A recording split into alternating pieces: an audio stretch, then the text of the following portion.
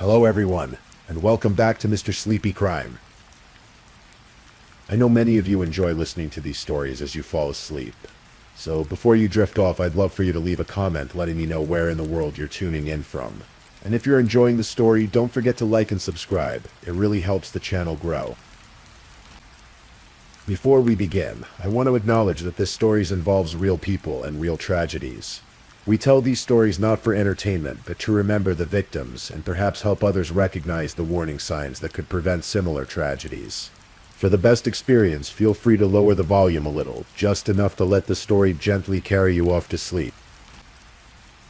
Alright, please get comfortable, dim the lights, and let's dive into tonight's first story.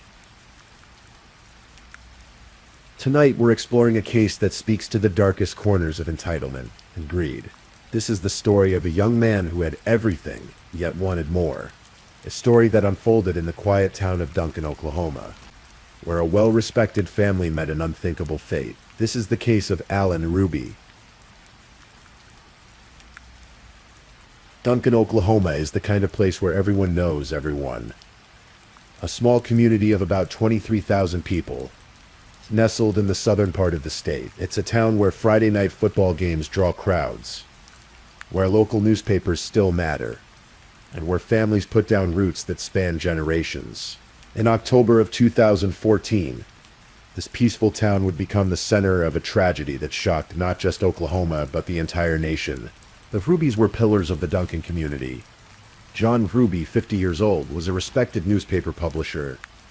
He owned and ran the Marlowe Review, a weekly newspaper with a circulation of about 3,500 readers. But John's involvement in journalism went deeper than just one publication. He had previously been the publisher of the Duncan Banner until 1997, when his family sold that paper. He served as vice president of the Oklahoma Newspaper Foundation Board of Trustees, a position that spoke to his standing in the state's media circles. John was known as a hard-working man, dedicated to his craft and his community. Those who worked with him described him as fair, professional, and deeply committed to quality journalism in an age when small-town newspapers were struggling to survive. His wife, Joy Herby, though some called her by her nickname Tinker, was 48 years old. She worked alongside her husband at the Marlowe Review, helping to keep the family business running. Joy was devoted to her family and her community. She had that warmth that small-town mothers often possess, the kind of person who remembered everyone's names and always had time for a conversation. The Rubys had 2 children. Their youngest was Catherine, just 17 years old in the fall of 2014. Catherine was a bright, vivacious young woman attending Duncan High School. She had her whole life ahead of her, filled with the normal dreams and aspirations of any teenager. Friends would later describe her as kind, funny, and full of life. And then there was Alan. Alan Joseph H. Ruby was 19 years old, the eldest child and only son. He had graduated from Duncan High School just the year before, and was now a freshman at the University of Oklahoma in Norman, about 90 miles north of Duncan. He was studying political science, and to the outside world, he appeared to be a young man on the path to success. But beneath that surface, something was very wrong. From an early age, Alan displayed an obsession with appearances and material possessions. He wanted the finest things money could buy: designer clothes, expensive watches, luxury hotels, the latest technology. He wanted to be seen as someone important, someone wealthy, someone who mattered. On social media, Alan crafted an image of himself as an up-and-comer from Oklahoma, striving for the best life has to offer. He posted photos from expensive restaurants, luxury hotels, and exotic locations. He showed off his Omega watch, his designer shoes, his credit cards. The image he projected was one of affluence and sophistication. But there was a problem. Alan didn't have the money to support this lifestyle. He was living far beyond his means, funded almost entirely by his parents. In February of 2014, just months before the murders, Alan had written on a blog about his shopping addiction. His words were revealing, almost prophetic in their honesty.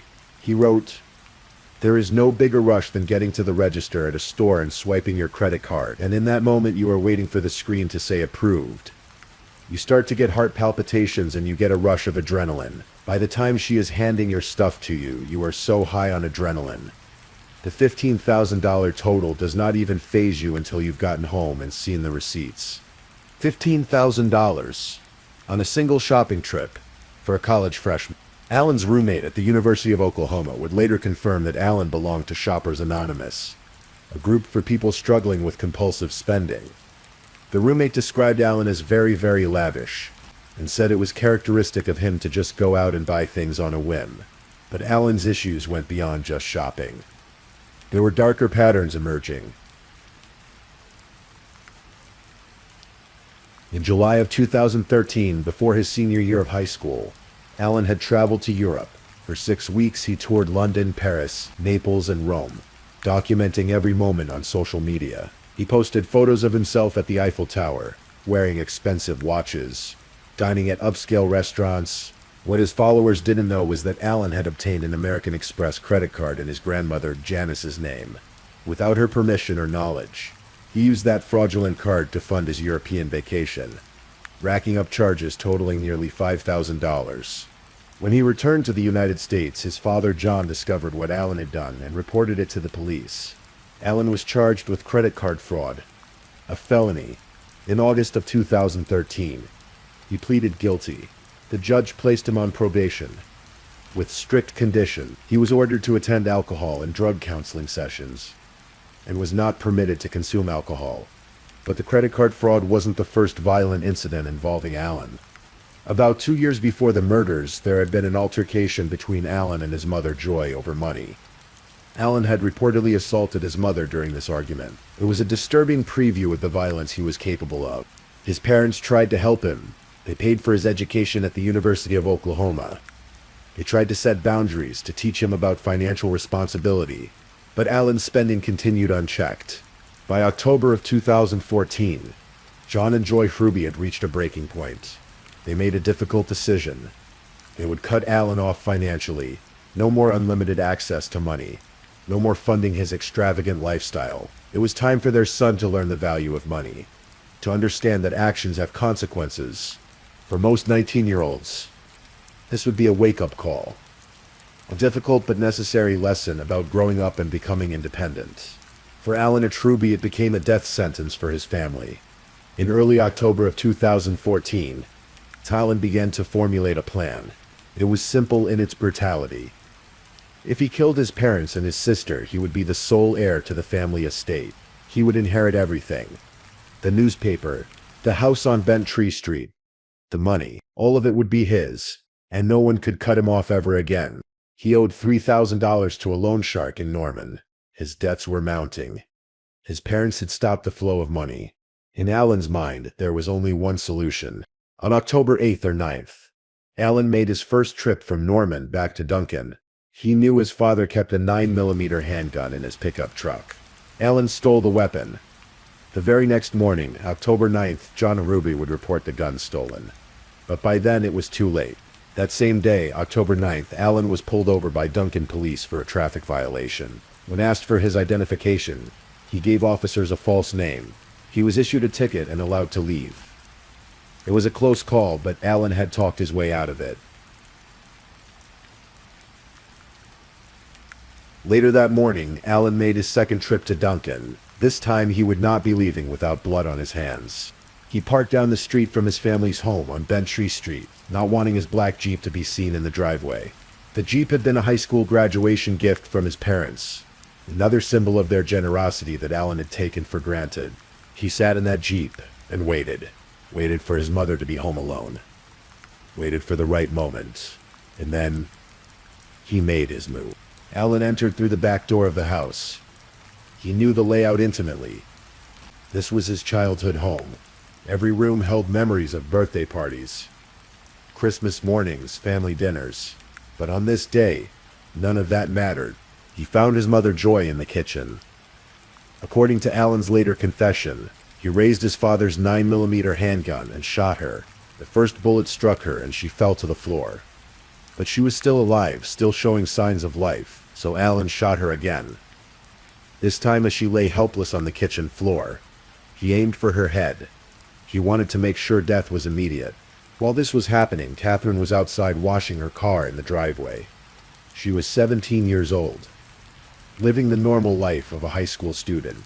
She probably heard the shots. She probably wondered what the noise was. And she made the fatal mistake of going inside to investigate.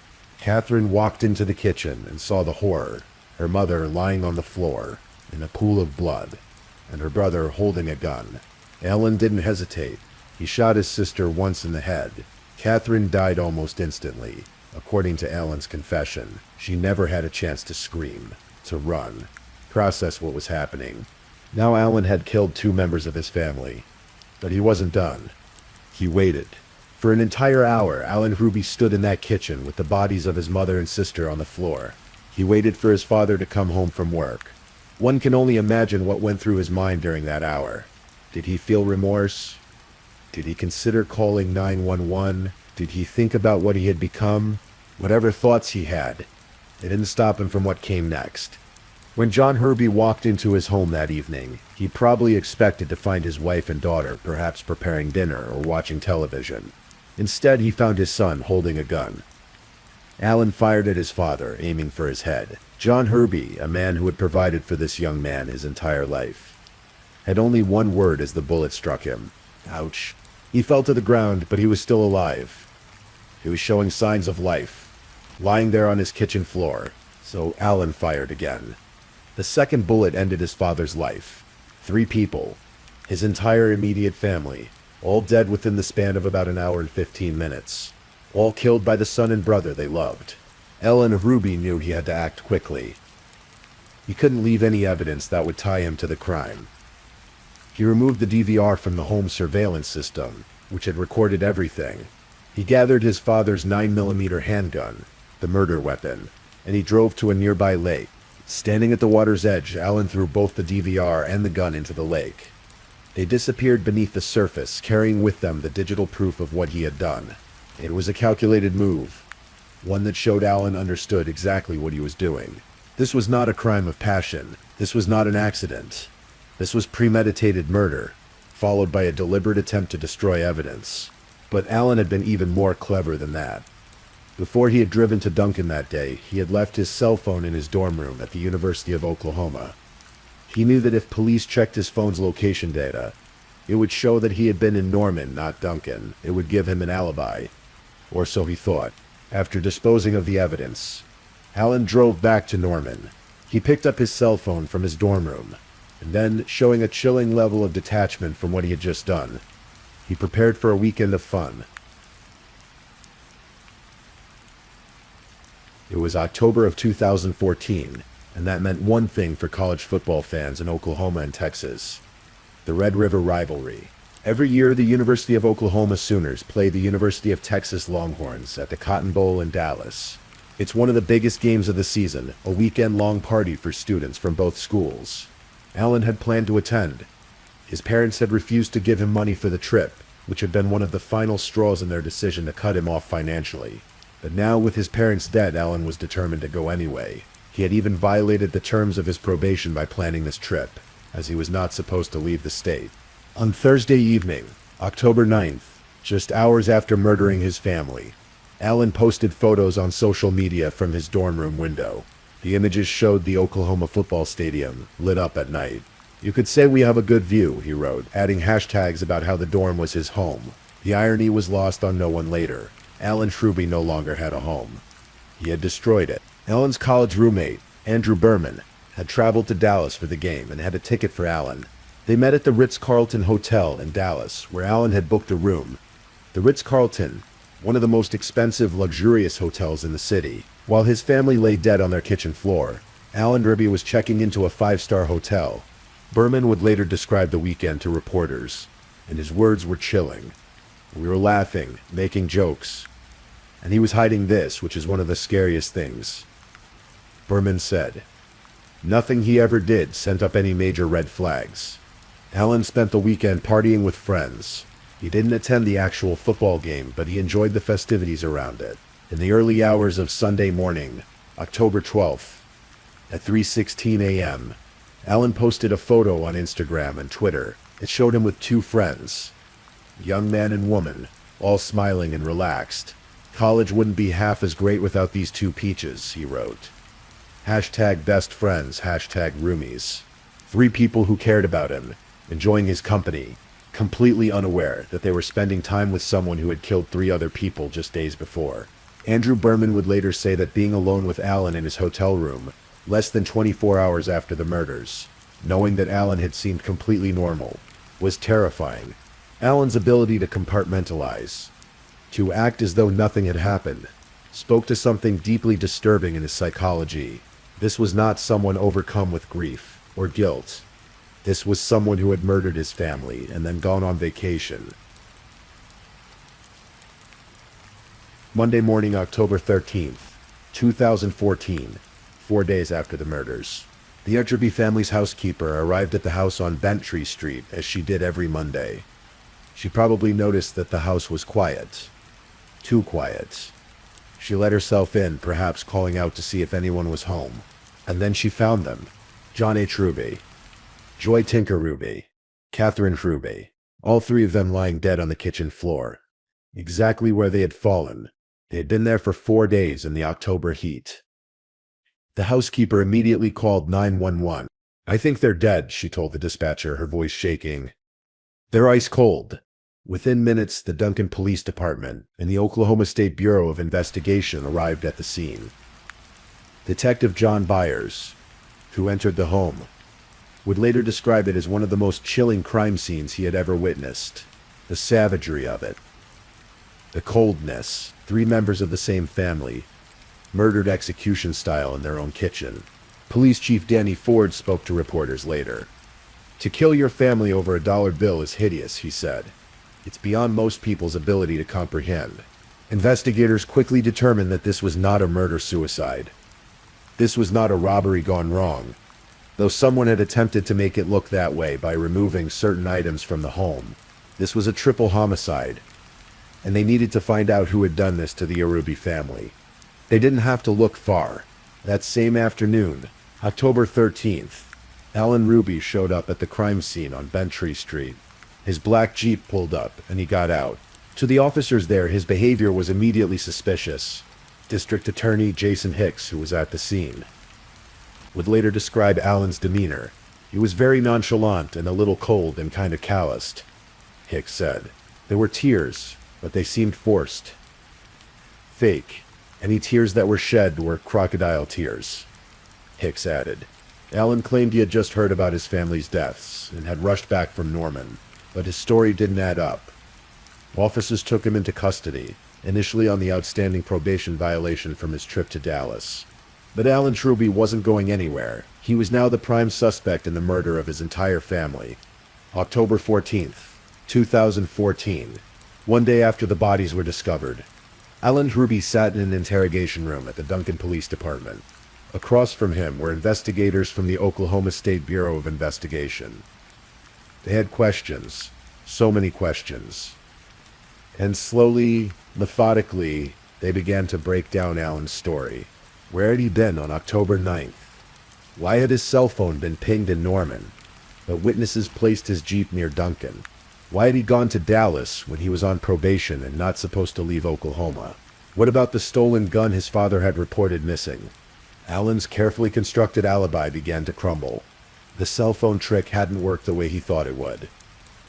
His Pike Pass, an electronic toll collection device, had recorded his trips to Duncan.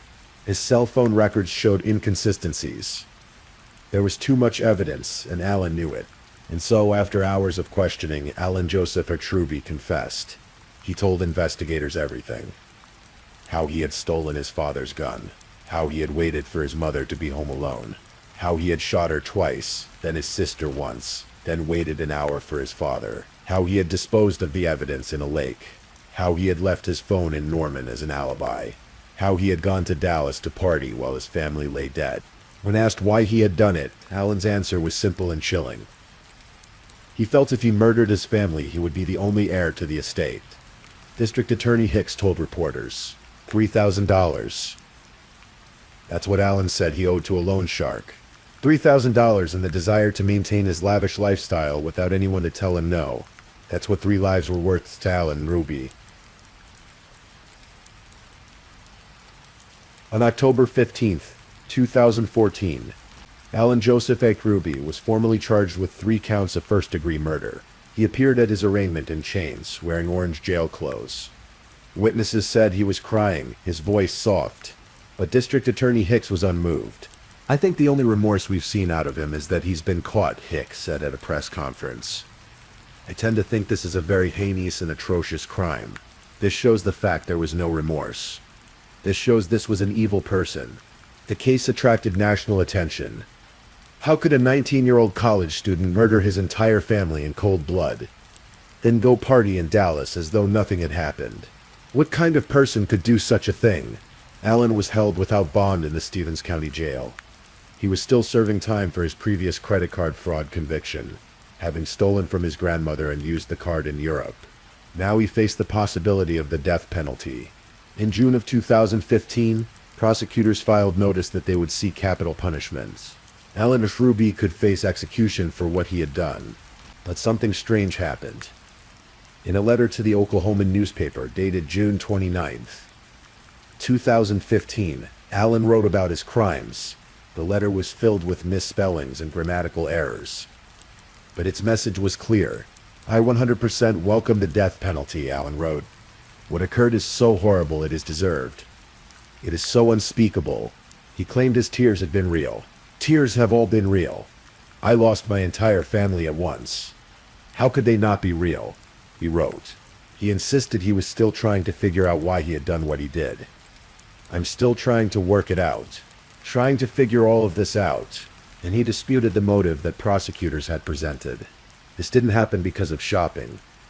My shopping wasn't something I or my parents could not pay. They just thought my spending was out of control. And it was. I didn't feel like myself that day, or whatever Allen's true motives were. Whatever psychological factors had driven him to commit such an act. The facts remained unchanged. 3 people were dead. A family was destroyed, and Alan Ashruby was responsible."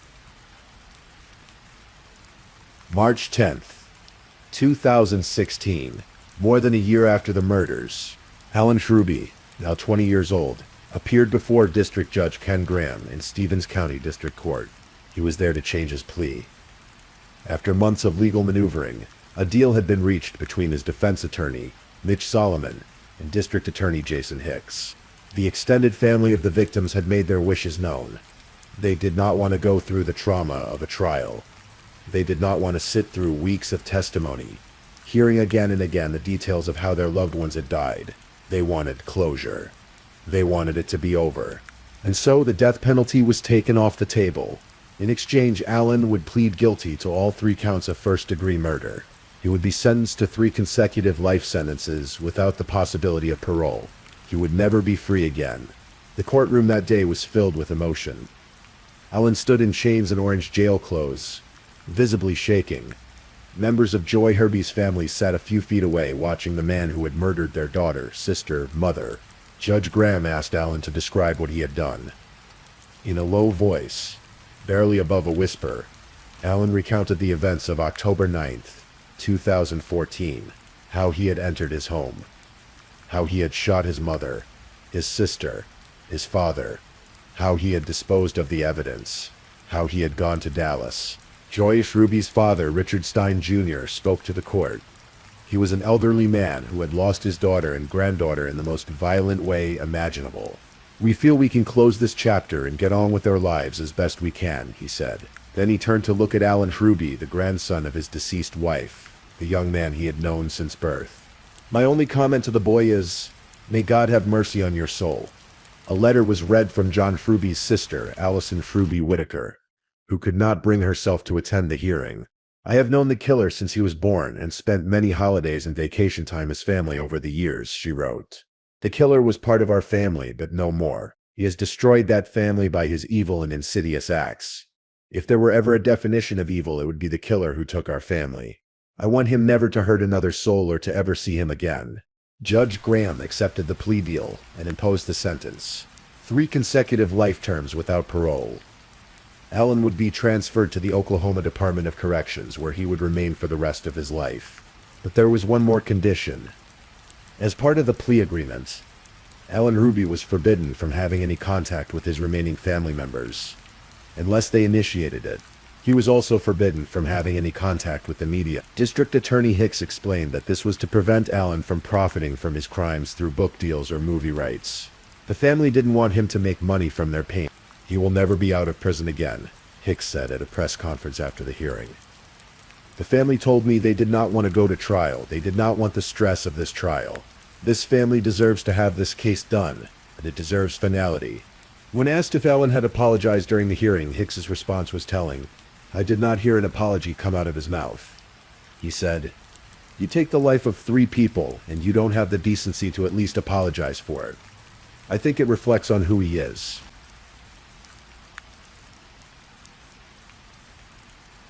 Alan Joseph E. Truby is currently incarcerated at the R.B. Dick Connor Correctional Center in Hominy, Oklahoma. He is serving 3 consecutive life sentences. He will die in prison. That much is certain, but the questions remain. What makes a person capable of such evil? How does a 19-year-old raised in a loving home by parents who provided for him, who gave him every advantage, decide that the answer to his financial problems is to murder his entire family?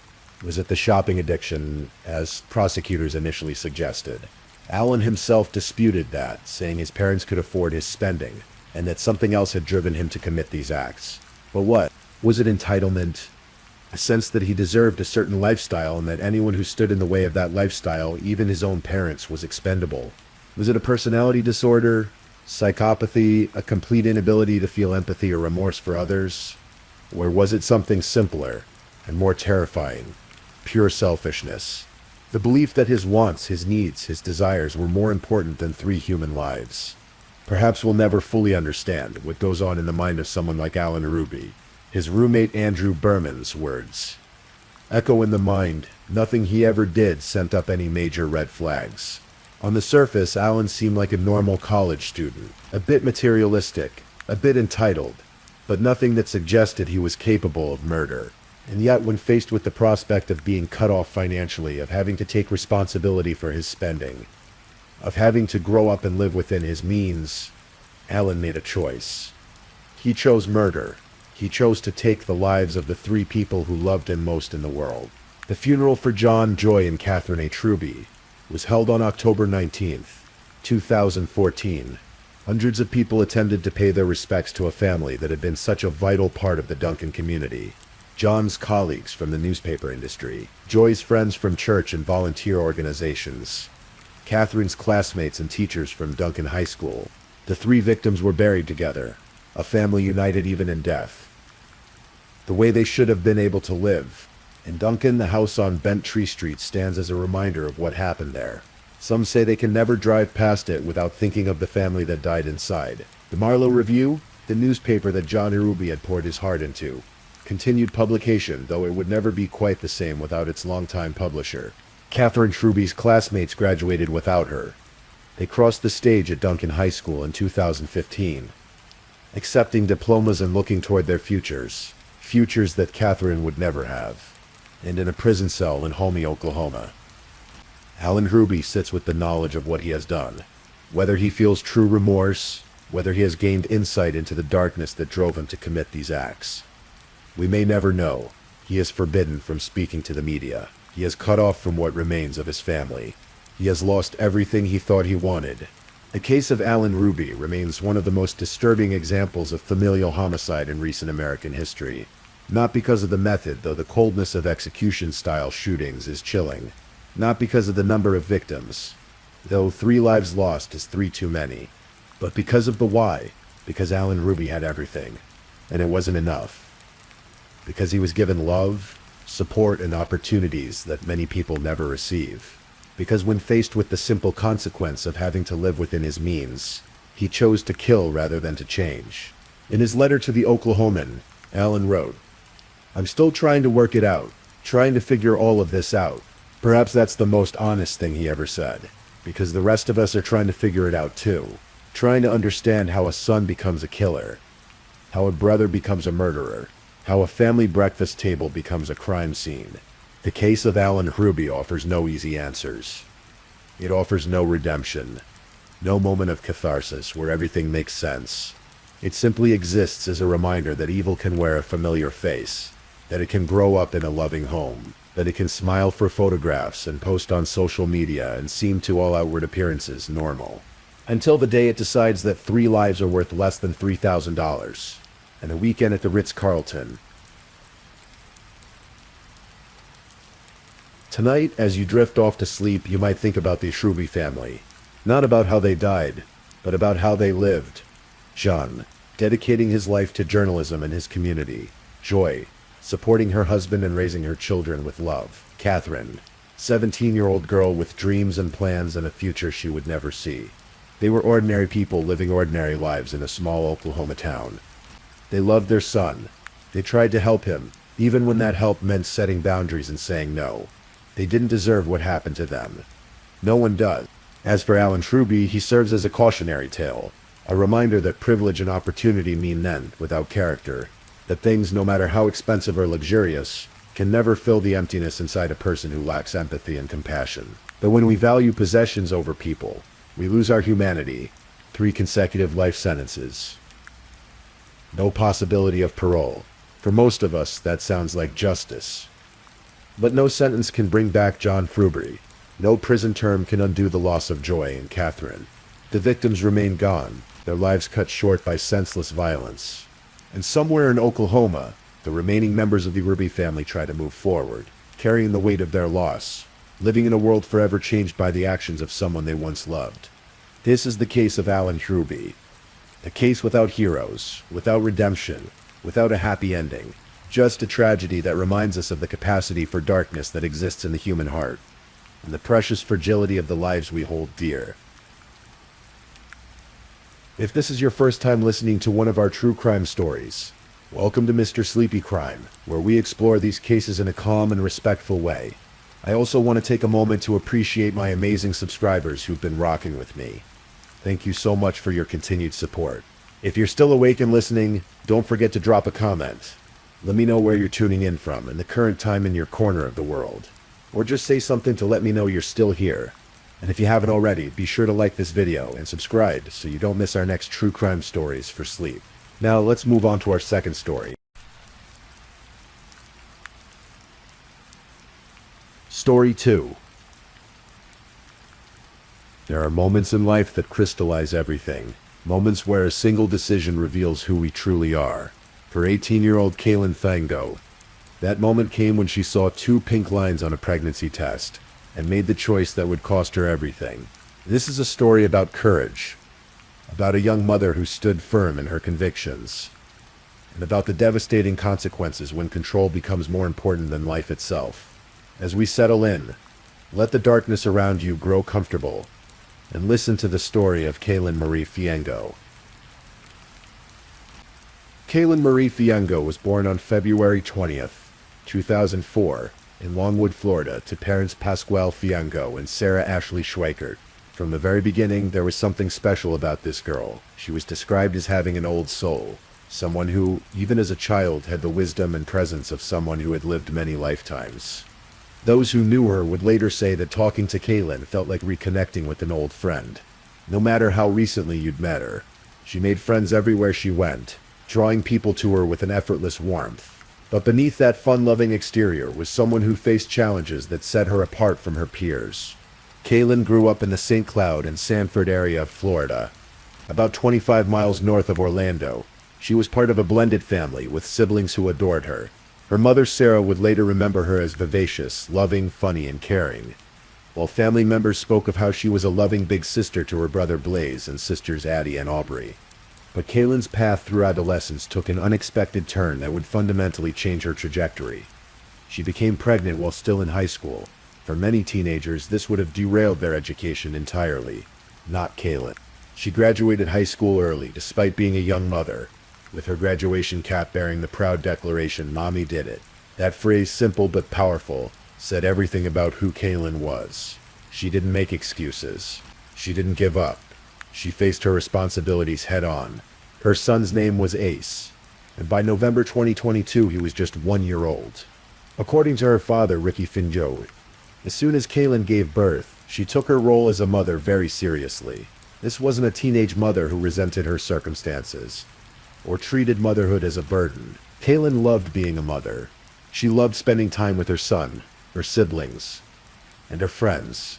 Those quiet moments reading to Ace, watching him discover the world, seeing his little face light up when she walked into her room. These were the moments that defined Kaylin's life in late 2022. At 18, she had already proven herself to be resilient, determined, and devoted. She had her whole life ahead of her. Plans were forming, dreams were taking shape. She was building something. And then in the autumn of 2022, Kaylin discovered she was pregnant again. The pregnancy test sat on the bathroom counter. The two lines unmistakable. Kaylin was 12 weeks along, approaching the end of her first trimester. This baby was real growing, already developing tiny fingers and toes, already becoming a person. The father was a 21-year-old man named Donovan Faison. He was born on June 10th, 2002, making him about 3 years older than Kaylin. Their relationship was complicated, the kind of entanglement that happens when emotions override logic. When Kaylin first told Faison about the pregnancy, she sent him a photo of 2 positive pregnancy tests. Perhaps she hoped for support. Perhaps she expected acceptance. What she received instead was denial and fury. Faison's immediate response was to accuse her of lying. Then came a single-word text message, stark in its absoluteness. Abortion. For Faison, this pregnancy represented a catastrophic threat. He was living with another woman who suspected him of cheating. The web of lies he had woven was unraveling, and Kaylin's pregnancy threatened to expose everything. His double life was collapsing, and in his mind there was only one solution. The pregnancy had to end. But Kaylin refused. In the weeks leading up to November 2022, Kaylin and Faison had multiple arguments, and the focus was always the same: her pregnancy. He demanded, she declined. He pressured, she stood firm. But think about what that must have been like for her. 18 years old, already raising a 1-year-old, facing down a man who was supposed to care about her but who instead was demanding she terminate her pregnancy. The pressure must have been immense, the fear palpable. But Kaylin had made her choice. As a family member would later say at the conclusion of Faison's trial, what she did was brave. She chose her child at the end of the day. As October turned to November, Faison's anger intensified. The arguments became more frequent, more heated. Kaylin wasn't backing down, and that infuriated him. In his mind, she was being unreasonable, selfish even. How dare she refuse to solve his problem? And then sometime before November 11th, 2022, Faison sent a text message to a friend. The message was chilling in its casual brutality. On my brother's grave, I'm gonna crop her out. Crop her out. As if Kaylin were merely an unwanted element in a photograph. As if a human life, 2 human lives, could simply be erased with the press of a button. Digital forensics experts with the Seminole County Sheriff's Office would later discover these messages. The text messages between Faison and Fiengo revealed his displeasure about the pregnancy in stark terms. But it was that message to his friend that revealed intent. It was a threat, a promise, a preview of what was coming. Prosecutor Dominic Leo would later tell the jury during closing arguments. Phones are an extension of your mind, your body. It's the reason we can give you clear, convincing evidence. He said he was going to do it, then he did it. The police got the right guy. Shortly after sending that text message to his friend, Faison reached out to Kaylin. He convinced her to meet him. Perhaps he seemed calmer. Perhaps he suggested they could talk things through. Perhaps Kaylin, ever hopeful, thought they might finally reach some kind of understanding. The meeting place would be Coastline Park in Sanford, a quiet area at 900 West 9th Street. Kaylin told a friend she was going to the park to meet Faison. That detail would prove crucial to the investigation. On the evening of November 11th, 2022, Kaylin drove to Coastline Park. Somewhere in her car, perhaps tucked in her purse or resting on the passenger seat, was an ultrasound image of her unborn child. A small black and white photo showing the tiny form of the baby growing inside her. Picture the scene. A parking lot near Coastline Park on a Friday night in November. The time was approaching 11:20 p.m. Most of the city was winding down, people settling into their homes for the evening, unaware of the tragedy unfolding in that quiet parking lot.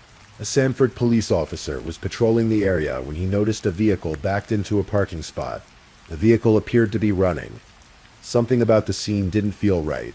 The car was just sitting there, engine running, no one moving inside. The officer approached the vehicle cautiously. As he drew closer, he could see someone in the driver's seat. It was a white female, later identified as Kaylin Fiengo, dead from an apparent gunshot wound. The fatal wound was to her head.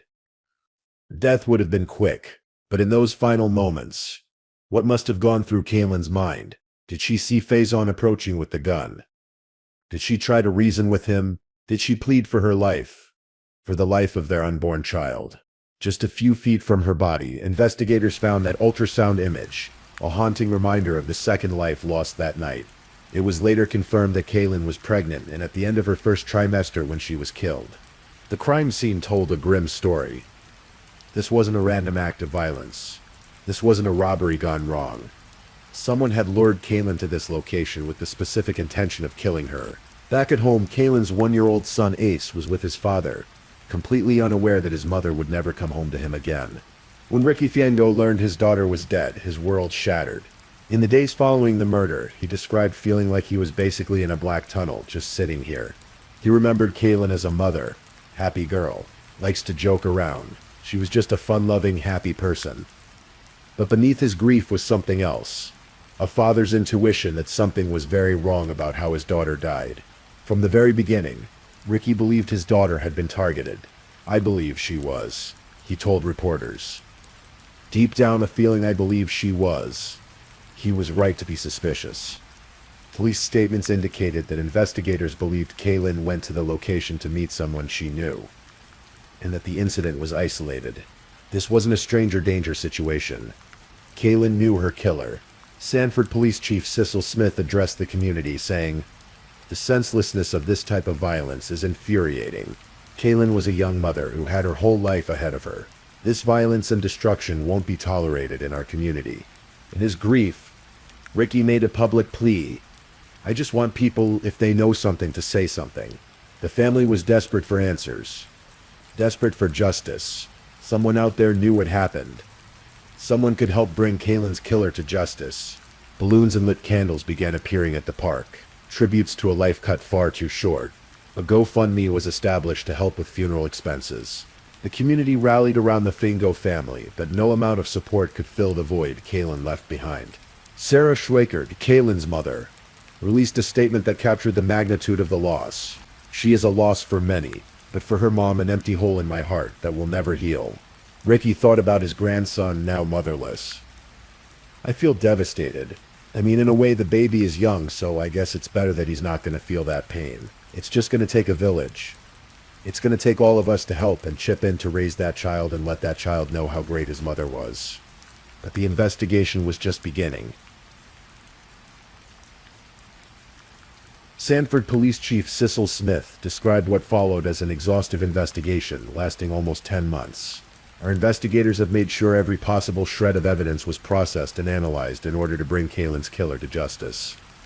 Smith said, "The key to cracking the case lay in digital forensics. In the modern era, our phones carry secrets we don't even realize we're keeping. Every text message, every call log, every location ping, it all leaves a digital trail." Detective Geraldine Blay Raffo of the Seminole County Sheriff's Office Digital Forensics Unit played a crucial role, lending her expertise to help investigators piece together what happened in the weeks before Kaylin's murder. The investigators discovered the text messages between Kaylin and Faison. They found his angry responses to her pregnancy announcement. They uncovered his demands for an abortion. They located the threatening message he sent to his friend. "On my brother's grave, I'm going to crop her out." Through their investigation, detectives determined that Kaylin went to Coastline Park the night of the homicide specifically to meet Donovan Faison. They established that in the weeks before the homicide, Kaylin and Faison had multiple arguments focused on Kaylin's pregnancy, and that Faison wanted Kaylin to terminate the pregnancy. Investigators concluded that Kaylin's refusal to get an abortion was the probable motive for the homicide. The evidence was building. The digital trail was clear, but investigators needed to be thorough. They couldn't afford any mistakes. Kaylin's family deserved justice, and that meant building an airtight case. On August 29th, 2023, nearly 10 months after Kaylin's murder, the Sanford Police Department's Neighborhood Response Unit located and arrested Donovan Faison without incident. He was charged with 2 counts of felony homicide, one for Kaylin and one for the unborn child. Under Florida law, the killing of a viable fetus could be prosecuted as a separate homicide. At the time of his arrest, Faison was 21 years old. Chief Smith said, "This beautiful young woman and mother was taken from this world far too soon. And in a horrific way, we hope that today's arrest brings the slightest amount of peace for Kaylin's family and the young son she left behind.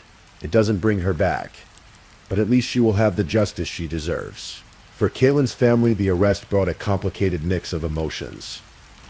Relief that someone was finally being held accountable, rage that it took so long, grief that no arrest could ever bring Kaylin back. But justice was still far from complete. The legal process was just beginning. Nearly 3 years after Kaylin's death, in October 2025, Donovan Faison's trial began in Seminole County. By now he was 23 years old, facing charges of first-degree murder, killing an unborn child, and burglary for shooting into the vehicle. The prosecution's case was methodical and devastating. They presented the text messages showing Faison's fury when he learned of the pregnancy. They introduced his threatening message to his friend. They walked the jury through the digital evidence that placed him at the scene. Prosecutors emphasized that Faison was angry and felt pressured because he was living with another woman who suspected him of cheating. His motivation was clear: eliminate the evidence of his affair, silence the witness to his betrayal. They highlighted how Faison persuaded Fiango to meet him at the park shortly after sending the threatening text to his friend. This showed premeditation. This showed planning. This showed intent. Circuit Judge Donna Garner presided over the trial. The evidence mounted. The digital trail led inexorably to one conclusion. A friend testified that Fiango had told her she was going to the park to meet Faison the night she was killed. This testimony placed Faison at the scene, confirming what the digital evidence already suggested. In his closing arguments, prosecutor Dominic Leo reminded the jury about the incriminating text. He said he was going to do it. Then he did it. The police got the right guy. The jury didn't need long to deliberate. After roughly 2 hours, they returned with their verdict. Guilty. Donovan Faison was convicted of first-degree murder and killing an unborn child. Outside the courtroom, Kaylin's aunt Tatiana Fiango spoke to reporters. She was so brave. She was so funny, so forgiving, Tatiana said. And we all miss her. It's not the same in our family. There's always something missing. Another family member, also named Tatiana, expressed relief. We've been waiting a long time for this. It doesn't bring her back. But at least he's not out hurting other people. But the trial wasn't over. Now came the most consequential decision of all. The penalty phase began on October 29, 2025. The question before the jury: should Donovan Faison be sentenced to life in prison or should he receive the death penalty? During the penalty phase, the jury heard testimony from Fiango's mother, father, aunt, and grandmother. They spoke about who Kaylin was, not just as a victim, but as a person, a daughter, a mother, a sister, someone with dreams and hopes and a future that was stolen. They also heard testimony from Faison's family, who asked for a life sentence instead of death. Even in the face of such horror, his family pleaded for mercy. The jury deliberated. Their decision came back 11-1 in favor of the death penalty. In Florida, a death penalty recommendation no longer needs to be unanimous, so the 11-1 vote was sufficient. But under Florida law, the final decision rests with the judge. A hearing to make that final determination has not yet been scheduled as of late October 2025. Whatever the ultimate sentence, nothing will bring Kaylin back. Nothing will give Ace his mother back. Nothing will heal the hole in Sarah Schweikert's heart. In the end, what are we left with? A story of senseless violence. A story of control taken to its most deadly extreme. A story of a young woman who chose courage when it would have been easier to give in. Homicide is the leading cause of death among pregnant women in the United States. And many of these homicides are linked to domestic violence situations. Kaylin's story is not unique, and that reality is perhaps the most heartbreaking aspect of all. Kaylin's obituary noted that she was preceded in death by her son Daniel Hanneman, a detail that adds another layer of tragedy to her story. She had already experienced the pain of losing a child, and now she herself was gone. She leaves behind parents who will never stop grieving. siblings who grew up without their big sister, and most tragically, a little boy named Ace, who will grow up knowing his mother only through stories and photographs. The family that survives her parents Pasqua Fingo and Sarah Ashley Schweikert, her sisters Anjali, Aubrey and Adeline, her brothers Elijah and Destin, her grandparents Anna Fingo, Pasqua Fingo III, and Ronald Vetter. They all carry forward the memory of who Kaylin was. They remember a fun-loving child with an old soul. They remember someone vivacious, loving, funny, and caring. They remember a young woman who graduated high school early, wearing a cap that proudly declared, "Mommy did it." And they remember a brave young woman who, when faced with an impossible choice, chose her child at the end of the day. Kaylin Marie Fiango was 18 years old when she died. Her life was taken on Friday, November 11th, 2022, in Sanford, Florida, due to senseless violence. She deserved so much more time, more love, more life. Her story reminds us that behind every crime statistic is a real person with hopes and dreams, with people who loved them, with a future that was stolen. Kaylin was real. Her son Ace is real. Their pain is real. And perhaps in remembering her story, in saying her name, in refusing to let her become just another statistic, we honor her memory in the only way we still can. Rest in peace, Kaylin Marie Fiango. Your courage will not be forgotten. If you're still awake and listening, check whether you've left your little goodnight comment. I always check your comments before I sleep too. And if you haven't already, don't forget to like this video and subscribe so you don't miss our next true crime stories for sleep. Meanwhile, let's move on to our third story.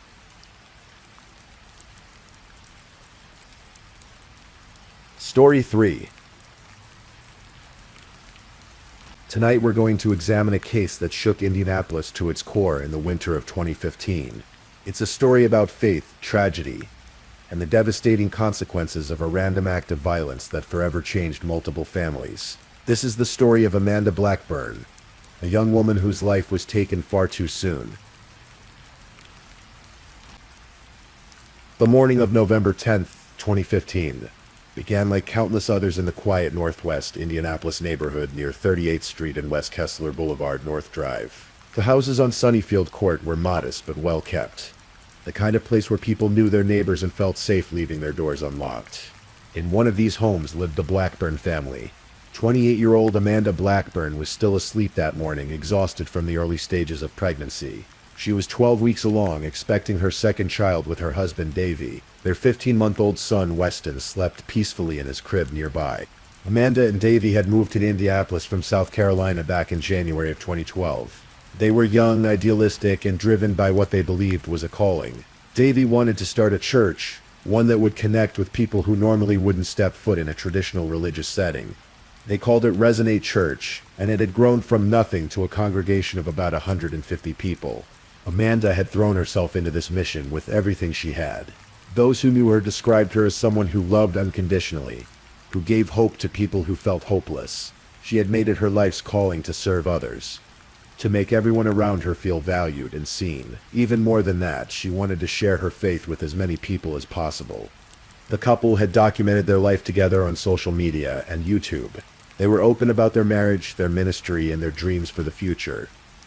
In one video filmed during what they called a romantic getaway to Chicago, they had offered marriage advice to their followers. Davey had said, "You can lead your wife best by just being a really good godly example to her." They seemed happy, genuine, and deeply in love. That morning, Davey had risen early, around 4:30. It was his routine. He read his Bible for a while in the quiet of the early morning, then prepared to head to the gym. They only had one house key at the time, and it was on Amanda's keyring, so as he left around 6 o'clock, Davey left the front door unlocked. It was a decision that would haunt him forever. While Davey drove to the local LA Fitness and began his workout, 3 young men were prowling through the neighborhood in a stolen vehicle. Larry Joe Taylor, 18 years old, Jalen Watson, 21, and Deano Gordon, 24. They were looking for targets, for easy money, for anything they could take. Their night of crime had begun hours earlier, sometime before 5:30 that morning. The darkness provided cover as they crept through the quiet streets, looking for opportunities. Their first target was a home where they found an unlocked door. Moving quietly, they entered while the residents slept upstairs. They took what they could find, a laptop, a purse, car keys, and an iPhone from the bedroom. But as they ransacked the house, they discovered something that made Taylor nervous. A video camera had been recording them. Their faces were on tape. According to what was later shared with police by someone who was there, Taylor wanted to kill the sleeping occupant. He had been seen on camera, and he didn't want to leave a witness. But Watson and Gordon talked him down. They convinced him to leave, to keep moving, so they took the stolen car and drove away, leaving the resident alive and unaware of how close they had come to tragedy. But they weren't done. Their appetite for crime hadn't been satisfied. They decided they wanted more money. The court documents would later state, so they drove to another house, this one with a patio window that looked easy to breach. Inside this second home, they helped themselves to whatever caught their eye. 4 televisions, another laptop, jewelry, oddly a bag of oranges, and a pink sweater that would later become a crucial piece of evidence. They also found alcohol and drank some of it right there in the house. They loaded the televisions into the trunk of the stolen car they had parked in the garage. As they finished gathering their loot, Taylor noticed something through a window. A man was leaving the house next door. He watched as Davy Blackburn got into his vehicle and drove away in the early morning darkness. An unlocked door, an occupied house, with the man of the house gone. It was too tempting to pass up. They decided that would be their next burglary target, the document stated. Amanda Blackburn had no warning. She had no reason to believe that morning would be any different from countless others. She was home with her toddler son, probably planning to get up soon, to start her day, to tend to Weston when he woke. The 3 men approached the Blackburn house. The unlocked front door opened easily. They were inside within seconds. What happened next would become a matter of court testimony, reconstructed from the accounts of Watson and Gordon, who would later cooperate with prosecutors in exchange for reduced sentences. According to their statements, all 3 men entered the home initially. They confronted Amanda, and Taylor struck her in the mouth with his gun. Watson and Gordon testified that they made a decision at that point. They would leave Taylor alone in the house while they went to find an ATM. Amanda had debit cards, and they wanted to drain whatever money they could from her accounts. So they left, taking the cards with them, while Taylor remained behind with Amanda and her sleeping child. What occurred during those minutes when Taylor was alone with Amanda would emerge in horrific detail during the investigation and trial. According to the evidence and testimony presented in court, Taylor attempted to sexually assault Amanda. When she resisted, when she tried to defend herself, Taylor's response was brutal and final. He shot her. Not once, but 3 times. In the head. In the back. In the arm. And then, according to the testimony of his accomplices, based on what Taylor himself later told them, he stood over her and watched her bleed. He leaned down close to her face and watched the life drain from her body. When Watson and Gordon returned from their failed ATM attempts, they had managed to withdraw $400 from one machine after failing to get $500 from another. Taylor was casual about what he had done. "I smoked her," he allegedly told them. He said she had charged at him, and he had shot her so he wouldn't be scratched. He described how he had leaned over her body and shot her in the back of the head, how he had looked at her face and watched her bleed. The 3 men left the Blackburn house and continued their spree, hitting at least one more residence before finally abandoning their stolen vehicle and scattering. Davy Blackburn finished his workout around 7 o'clock that morning and got into his car to head home. A friend called him and they began talking. The conversation continued as he pulled into his driveway shortly after 8. Not wanting to wake Amanda or Weston with his voice, Davy stayed in the car in the driveway, finishing his phone conversation. When he finally ended the call and entered his house, he found a scene that would shatter his world forever. Amanda was lying face down on the floor near their fireplace and Christmas tree. She was naked from the waist down. She was unconscious and bleeding heavily. Davy immediately called 911.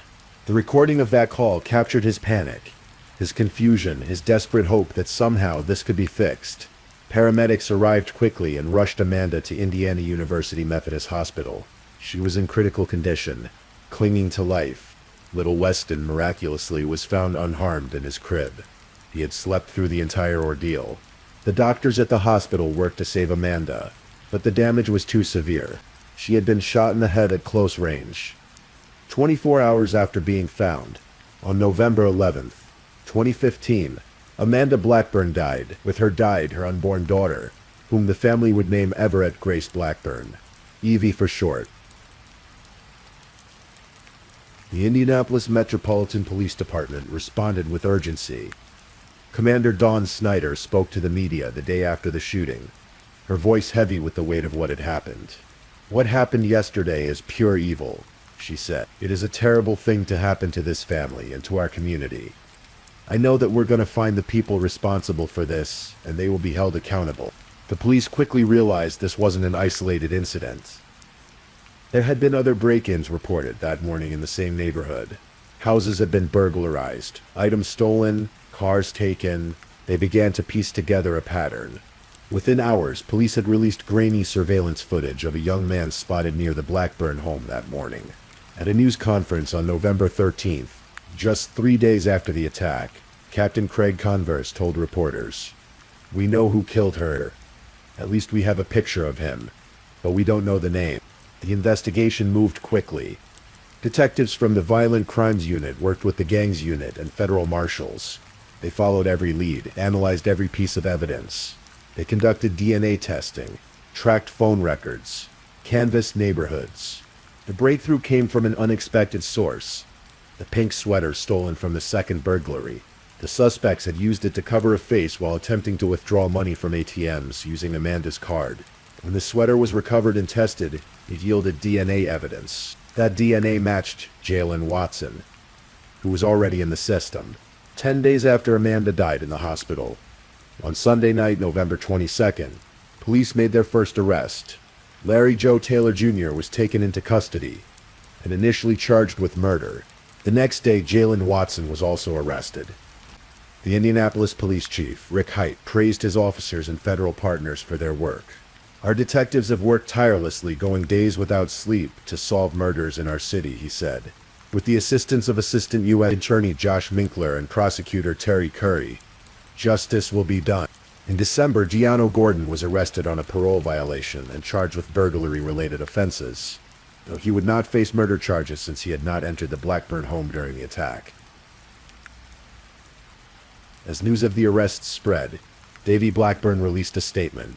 It was remarkable for what it said about his faith and his attempt to find meaning in the midst of unimaginable pain. "Though everything inside of me wants to hate, be angry, and slip into despair, I choose the route of forgiveness, grace, and hope," he wrote. "If there is one thing I've learned from Amanda in the 10 years we were together, it's this. Choosing to let my emotions drive my decisions is a recipe for a hopeless and fruitless life. Today I am deciding to love, not hate." But privately, Davy would later admit, the path to forgiveness was more complicated than his public statements suggested. In a Facebook Live broadcast years later, he confessed to the rage he had felt when he first saw the faces of the men accused of killing his wife. "When I first saw on the news the guys that now stand trial for having killed my wife, like up to that moment, I was dealing with a lot of sadness, just a lot of intense, deep, deep grief," he said. "But when I saw their faces, immediately I experienced something I've never experienced before in my life. I experienced a deep, dark, scary, frightening rage. I never experienced that before, and honestly, it freaked me out. I mean, to be honest with you, it would have been so much easier for me to dismiss things if I hadn't seen that." He described those emotions as welling up inside him like cancer. It was only by confronting them, by acknowledging them, that he could begin to work through them. Amanda's family also struggled with their loss. Her father, Phil Byers, was a pastor at the First Baptist Church in Elkhart, Indiana. He and his wife, Robin, had raised Amanda and her sister, Amber, to have deep Christian faith. That faith would be tested in ways they never imagined. The day before Amanda was killed, she and Amber had been together at an indoor play park in Indianapolis. They had laughed, talked, watched their children play. A staff member had captured video footage of that day, which was later sent to the family after learning of Amanda's death. It became one of the last precious memories they had of her alive and happy. The path to justice would be long and complicated. Larry Taylor, Jalen Watson, and Deano Gordon were all charged initially. Watson and Gordon would eventually take plea deals, agreeing to testify against Taylor in exchange for reduced sentences and the dropping of murder charges. In April 2021, Watson was sentenced to 29 years in prison for robbery, resulting in serious bodily injury and 10 years each for 2 counts of burglary, to be served concurrently. After Taylor's conviction, Gordon would be sentenced to 30 years, with 25 in prison and 5 years of probation. But Taylor's case would be anything but straightforward.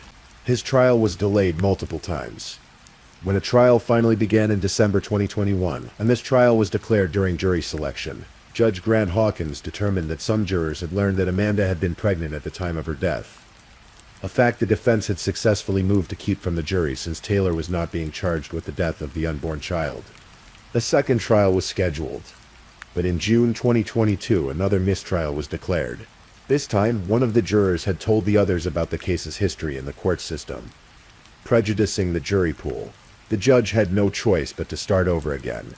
Finally, it was decided to proceed with a bench trial rather than a jury trial. In a bench trial, the judge hears all the evidence and makes the determination of guilt or innocence, rather than a jury. It was felt this would avoid the contamination issues that had plagued the previous attempts. In September 2022, nearly 7 years after Amanda's death, Larry Joe Taylor Jr. stood trial before Judge Grant Hawkins. Watson and Gordon both testified, describing their crime spree that morning and pointing to Taylor as the shooter. Physical evidence, DNA, phone records, surveillance footage, it all pointed to Taylor's guilt. Davy Blackburn took the stand as well. He described his morning routine, leaving the house with the door unlocked, coming home to find his wife dying on the floor. His parents, Amanda's parents, and several other family members and friends filled the courtroom gallery throughout the trial. The prosecution presented testimony that Taylor had been involved in other violent crimes that same month. He faced separate charges for murder and assault in crimes that had occurred just a week before Amanda was killed. This pattern of violence painted a picture of a dangerous young man who had shown no regard for human life. On September 22, 2022, Judge Hawkins delivered his verdict. He found Larry Joe Taylor Jr. guilty of murder, guilty of burglary with serious bodily injury, guilty of theft, guilty of criminal confinement, guilty of auto theft, guilty of carrying a handgun without a license, and guilty of an enhancement for causing the termination of a pregnancy. Taylor was found not guilty on charges of robbery in one of the murder counts. In total, he was convicted on 12 of the 14 counts he faced. Amanda's father, Phil Byers, spoke to reporters after the verdict. "We're grateful for the verdict," he said, "but we have been trusting in both the Lord and the system." The sentencing hearing took place sometime after the conviction. Before the judge imposed sentence, Amanda's family was given the opportunity to address the court. Her sister spoke. Her father spoke. And Davy spoke. They spoke of their loss, of the hole that Amanda's death had left in their lives. They spoke of missing her laugh, her warmth, her faith. They spoke of the children, Weston, who would grow up without his mother, and little Evie, who would never take a breath in this world. But remarkably, they also spoke of forgiveness. Despite their anger, despite their pain, Amanda's family offered Taylor forgiveness. They encouraged him to be more like Amanda, to choose love over hate, grace over vengeance, hope over despair. Davy Blackburn told the court, "We lost everything and more." The 2 other burglary victims also spoke at the sentencing, describing how the invasion of their homes had affected them, how the knowledge that they had been so close to violence had shaken their sense of security. Judge Hawkins sentenced Larry Joe Taylor Jr. to 86 years in the Indiana Department of Correction. The sentence included time for the murder of Amanda Blackburn, as well as the additional felonies related to the multiple burglaries that morning. Taylor's defense attorneys filed an appeal, claiming that Taylor's Miranda rights had not been read quickly enough, and that other procedures had been violated. But in 2024, the Indiana Court of Appeals upheld both the conviction and the sentence. Taylor would remain in prison. Marion County Prosecutor Ryan Mears released a statement after the sentencing. "Nearly 7 years after this tragic and senseless murder, justice has been secured for Amanda," he said. "I commend the Blackburn family and the community for the tremendous amount of patience and grace they have shown throughout this process. We hope that today's resolution provides finality to a very difficult chapter. In the years since her death, efforts have been made to honor Amanda's memory and continue her legacy. Phil and Robin Byers, Amanda's parents, established the Amanda Byers Blackburn Legacy Fund through the Community Foundation of Elkhart County.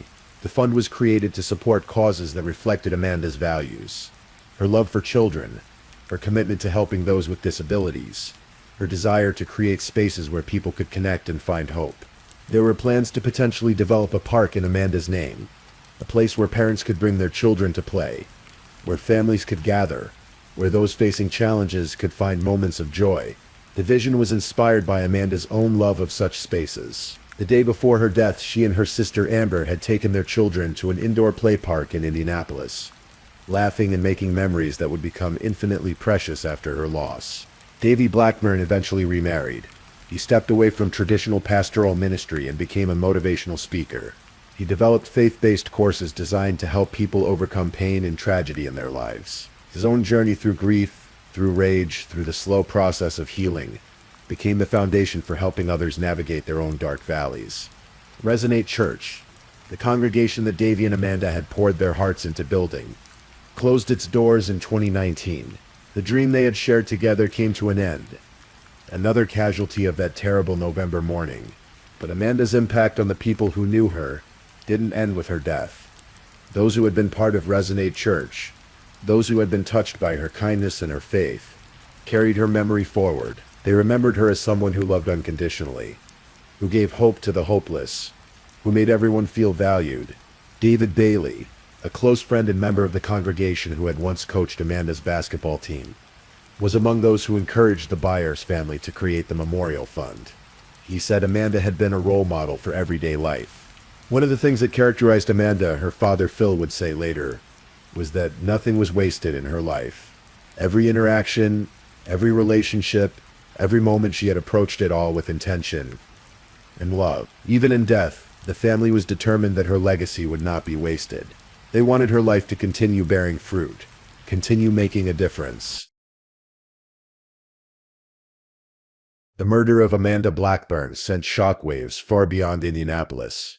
It became a national news story, partly because of the seemingly random nature of the crime, partly because of the victim's identity as a pastor's wife, and partly because of the sheer brutality of what had occurred. People across the country followed the case, grappled with questions about safety and evil and faith in the face of tragedy. How could something so terrible happen to someone so good? How could a random decision, leaving a door unlocked, lead to such devastating consequences? The case also raised difficult questions about crime patterns and violent offenders. Larry Taylor, at just 18 years old, had already shown himself capable of extreme violence. In addition to Amanda's murder, he faced charges for murder and assault and other incidents that had occurred around the same time. How had someone so young become so dangerous? What failures in the system, in the community, in his own life, had led to this point?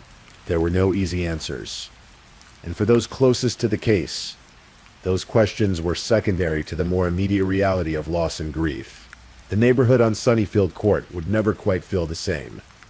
The sense of safety that had allowed people to leave their doors unlocked, to trust in the basic goodness of their fellow human beings, had been shattered. People installed security systems, kept their doors locked, looked over their shoulders in ways they never had before. As we come to the end of this story, it's important to sit with the complexity of what happened that November morning in 2015. There's the randomness of it. How 3 men on a crime spree happened to notice a man leaving his house, happened to find an unlocked door, happened to encounter a young woman who resisted when violence was threatened. How a series of small decisions and terrible coincidences converged into tragedy. There's the brutality of it, the cold-bloodedness with which Larry Taylor shot Amanda Blackburn, the casual way he described watching her die, the lack of remorse he showed even after being caught and convicted. There's the courage of it, the way Amanda's family chose forgiveness, the way they tried to honor her memory by continuing her work, the way Davy pushed through rage and grief to find a path forward. And there's the sadness of it. A young woman dead, a child growing up without a mother, an unborn baby who never got to live, a family forever incomplete, a congregation scattered, a dream deferred. The case of Amanda Blackburn reminds us that evil exists in this world, that random acts of violence can shatter lives in an instant, that the choices we make, even small ones like leaving a door unlocked, can have consequences we never imagine. but it also reminds us of the resilience of the human spirits, of the power of faith to sustain people through unthinkable loss, of the importance of cherishing the people we love while we have them. Amanda Blackburn lived 28 years. In that time, she loved deeply, served generously, and impacted countless lives. She was a wife, a mother, a friend, a woman of faith. She died far too soon, in a manner far too cruel, but her legacy, the love she showed, the hope she shared, the example she set, continues. As for Larry Joe Taylor Jr., he sits in an Indiana prison, serving an 86-year sentence. Jalen Watson and Deano Gordon served their own sentences, their lives also forever altered by the choices they made that morning. The wheels of justice turned slowly in this case, but they did turn. 3 mistrials delayed the final reckoning, but in the end, Larry Taylor was held accountable for what he did. The legal system, for all its flaws and frustrations, did what it was designed to do. Whether that brings comfort to Amanda's family is hard to say. No sentence, no verdict can bring her back or erase the pain of her loss. But perhaps there is some small measure of peace in knowing that justice was done, that her killer will spend most or all of his life behind bars, that he cannot hurt anyone else. Please, I'm just putting it out there.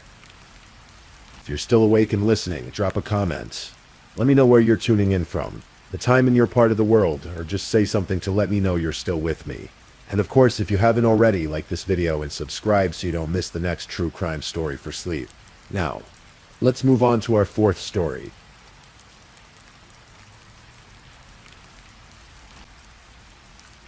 Story 4. Tonight we journey to the small city of Russellville, Arkansas, where the winter of 2005 brought an unthinkable tragedy. This is a story about a young woman with dreams bigger than her small town, about love and loss, about justice that remains elusive even now, nearly 2 decades later. It's a story that asks difficult questions about truth, about evidence, and about what happens when certainty collides with reasonable doubt. This is the story of Nonna Dirksmeyer. Nonna Carol Dirksmeyer came into this world just after Christmas, on December 26, 1985, in Dover, Arkansas. She was a quiet child, the kind who observed more than she spoke, who felt deeply but kept her emotions carefully guarded. Those who knew her as a little girl spoke of someone thoughtful and introspective, someone who seemed to carry wisdom beyond her years. Growing up in small-town Arkansas, Nonna learned early that life could be both beautiful and painful. Behind the shy smile and careful demeanor lay a difficult truth. As a young child, Nonna had been sexually abused by her biological father, Paul Dirksmeyer. It was a secret she carried for years, a wound that shaped her understanding of vulnerability and trust. When her father passed away, the secret remained buried, known only to a select few. But Nonna didn't let her trauma define her entirely. Instead, she transformed it into purpose. As she grew older, she made a conscious decision. She would use her pain to help others, to ensure that children who suffered as she had would have someone to turn to, someone who understood. This mission became the driving force behind much of what she did in her short life. When Nonna's mother, Carol, remarried a man named Dwayne Depard, the family dynamic shifted. Dwayne was strict, with rules that felt suffocating to a young woman hungry for independence. The relationship between stepfather and stepdaughter never quite found its footing. They were cordial, respectful even, but the warmth of genuine connection eluded them. So when it came time for college, Nonna made a choice that would prove fateful. She would get her own apartment. Kevin Jones entered Nonna's life during their high school years in Dover. He was different from the other boys. Sensitive, musical, thoughtful. Kevin played the trumpet and was involved in wrestling, a study in contrast that somehow made sense. But it was music that truly connected them. Kevin with his brass instrument, and Nonna with her voice. She sang beautifully and had a particular fondness for opera. In the halls of their small-town high school, they found each other. Their relationship deepened slowly, built on shared interests and genuine affection. Kevin was gentle with Nonna in ways that mattered. He noticed things, he remembered things. And critically, Nonna trusted him enough to share the secret she'd carried for so long. She told Kevin about the abuse, about her father, about the scars that nobody could see. It was a testament to how deeply she trusted him. because Nana didn't let many people into her inner world. Their families became close as the relationship grew. Kevin's parents, Janice and Hiram Jones, welcomed Nona warmly. Janice, who worked as a school librarian, found Nona to be sweet and genuine. The Jones family owned a gas station in Dover, a modest business that kept them rooted in the community. They seemed like good people, the kind who went to church and looked after their neighbors. By 2005, both Nona and Kevin had graduated from high school and were navigating the uncertain waters of young adulthood. They'd started their first year of college together at Arkansas Tech University in Russellville, just 15 miles from Dover. But change was coming. Kevin had decided to transfer to the University of Arkansas in Fayetteville, some 90 minutes away. It wasn't an easy decision. Kevin later recalled that he didn't like the thought of being away from Nona, but his academic ambitions pulled him in that direction. They committed to making the long-distance relationship work. They texted constantly, called regularly, and Kevin made a habit of driving back to Russellville on weekends. Nona was usually quick with her responses. Kevin, by his own admission, was a slower texter, sometimes taking hours to reply. It became a running joke between them, one of those small quirks that define young love. Meanwhile, Nana was building her own life in Russellville. She had moved into an apartment at the Inglewood Apartments complex, a modest building that housed other students and young people. Her apartment was small, but it was hers, a space where she could breathe without the weight of her stepfather's rules. Nana Dirksmeyer was a beauty queen, but not for the reasons many people assumed. She didn't compete in pageants for the glamour or the attention. She competed because pageants gave her a platform, a voice that could reach further than it otherwise might. By 2005, Nona had earned the title of Miss Petit John Valley, and she was actively competing for larger crowns, including Miss Arkansas. But when she stood on stage in her gown and crown, when she smiled for the judges and answered their questions, she wasn't thinking about herself. She was thinking about the children who needed help, the ones who were suffering in silence as she once had. Nona used every opportunity that pageantry provided to raise awareness about child abuse. She spoke about prevention, about resources, about the importance of listening to children. She volunteered with an organization called Big Sisters, where she was paired with a young girl who needed a mentor. Nona took this role seriously. She wanted to be for this child what she wished she'd had when she was young. A safe person, someone who would listen without judgment, someone who would believe her. Those who knew Nana in this capacity remembered her dedication. She didn't just show up when it was convenient. She made time, carved space out of her busy student schedule to be present for this little girl. It meant something to her. This work, it gave meaning to her suffering. But Nana's life wasn't only about advocacy and academics. She was 19 years old, navigating the complex terrain of young adulthood. She had friends. She went to parties. She lived, and like many college students exploring their identity and independence, Nana's romantic life was more complicated than it might have appeared from the outside. While Kevin believed they were in an exclusive relationship, Nana had been seeing other people. There's no even she was deliberately deceptive. More that she was a young woman figuring out what she wanted, who she was when she wasn't defined by someone else's expectations. Several young men had been in contact with Nona in the weeks before December 15th. These connections would later become critical pieces of a puzzle that still hasn't been solved. The Thursday morning arrived cold and gray, the kind of winter day where the sun seems to struggle to break through the clouds. In her apartment at Inglewood, Nona woke to face what should have been an ordinary day. She had plans. That afternoon, she was scheduled to meet with her little sister through the Big Sisters program. It was an appointment she was looking forward to, one of those bright spots in the routine of college life. Before she went to bed the previous night, Nona had sent Kevin a text message. It read, "Good morning, Cuddle Muffin. I love you and hope you have a great day." It was sweet, affectionate, a kind of message that gave no hint of what was to come. Kevin, back in Dover, saw the message when he woke up around 9:30 that morning. He smiled, dozed a bit longer, then got up and went about his day. He stopped by the gas station his family owned, where his grandmother was working. She remembered seeing him there around 11:30 in the morning. They chatted briefly, and she gave him money for lunch. This small interaction, this moment that seemed insignificant at the time, would later become crucial evidence in a murder trial. From the gas station, Kevin drove to Bayou Ridge Cafe, where he had lunch.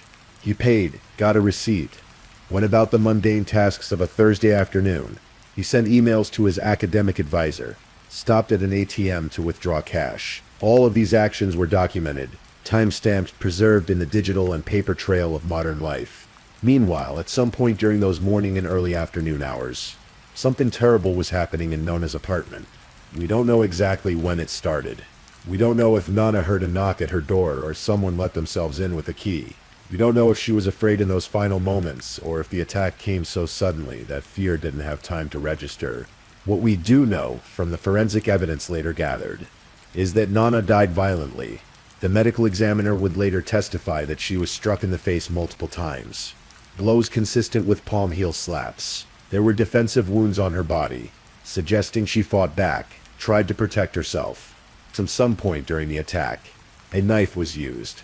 She was stabbed multiple times in the neck and shoulders. Though strangely, the stab wounds weren't typical of most knife attacks. The weapon seemed to have been used awkwardly, almost hesitantly, but it was the lamp that delivered the fatal blow. Someone picked up the floor lamp from Nona's living room, removed the base, and used it as a weapon. They struck her on the back of the head with tremendous force. The blow was so severe that it caused bruising on Nona's brain. This, the medical examiner would later conclude, was what killed her. When it was over, Nona's body lay on the floor of her apartment in a pool of blood. She was partially nude. The scene was chaotic, violent, suggesting a struggle and rage. And on the kitchen counter, clearly visible, sat an empty condom wrapper. The apartment fell silent. The little girl waiting to meet with her big sister would be disappointed that afternoon. Nona wouldn't show up for their appointments. She would never show up again. As the afternoon stretched into evening, Kevin Jones began to worry. He'd been trying to reach Nana all day. He'd sent texts, made calls, left messages. Nothing. The silence was unusual. Nana was typically responsive, quick to reply even if just with a brief message. This complete radio silence felt wrong. Kevin had promised his mother that he would escort her to the school's Christmas party that evening. Janice was the school librarian, and the holiday celebration was an important event. But as they prepared to leave, Kevin couldn't shake the gnawing anxiety in his gut. "Mom, I can't go to this party and wonder if she's okay," he told Janice. So Kevin called a friend named Ryan, who worked near Nona's apartment. He asked Ryan to check on her. Ryan drove to the Inglewood apartments, walked up to Nona's door and knocked. No answer. He noticed that the light was on upstairs, which suggested someone might be home, but repeated knocking yielded nothing. Ryan called Kevin back to report. That's when Kevin made the decision. He and his mother would drive to Russellville themselves. Ryan agreed to meet them there. They arrived at Nona's apartment shortly after 7 p.m. Kevin knocked on the door. Nothing. He knocked again, harder this time. Still nothing. Kevin had a key to Nona's apartment, but he'd left it at home, not expecting to need it. So he made his way around to the back of the building to see if the sliding glass door might be unlocked. It wasn't. Frustrated and increasingly anxious, Kevin returned to the front. He tried the door handle. It turned. The door swung open. What Kevin Jones saw in that moment would haunt him for the rest of his life. There, on the floor of the apartment, lay Nona. Her body was covered in blood. Her skin was pale, cold. The scene was a nightmare made real. The kind of image that burns itself into memory and refuses to fade. Kevin didn't think. He reacted.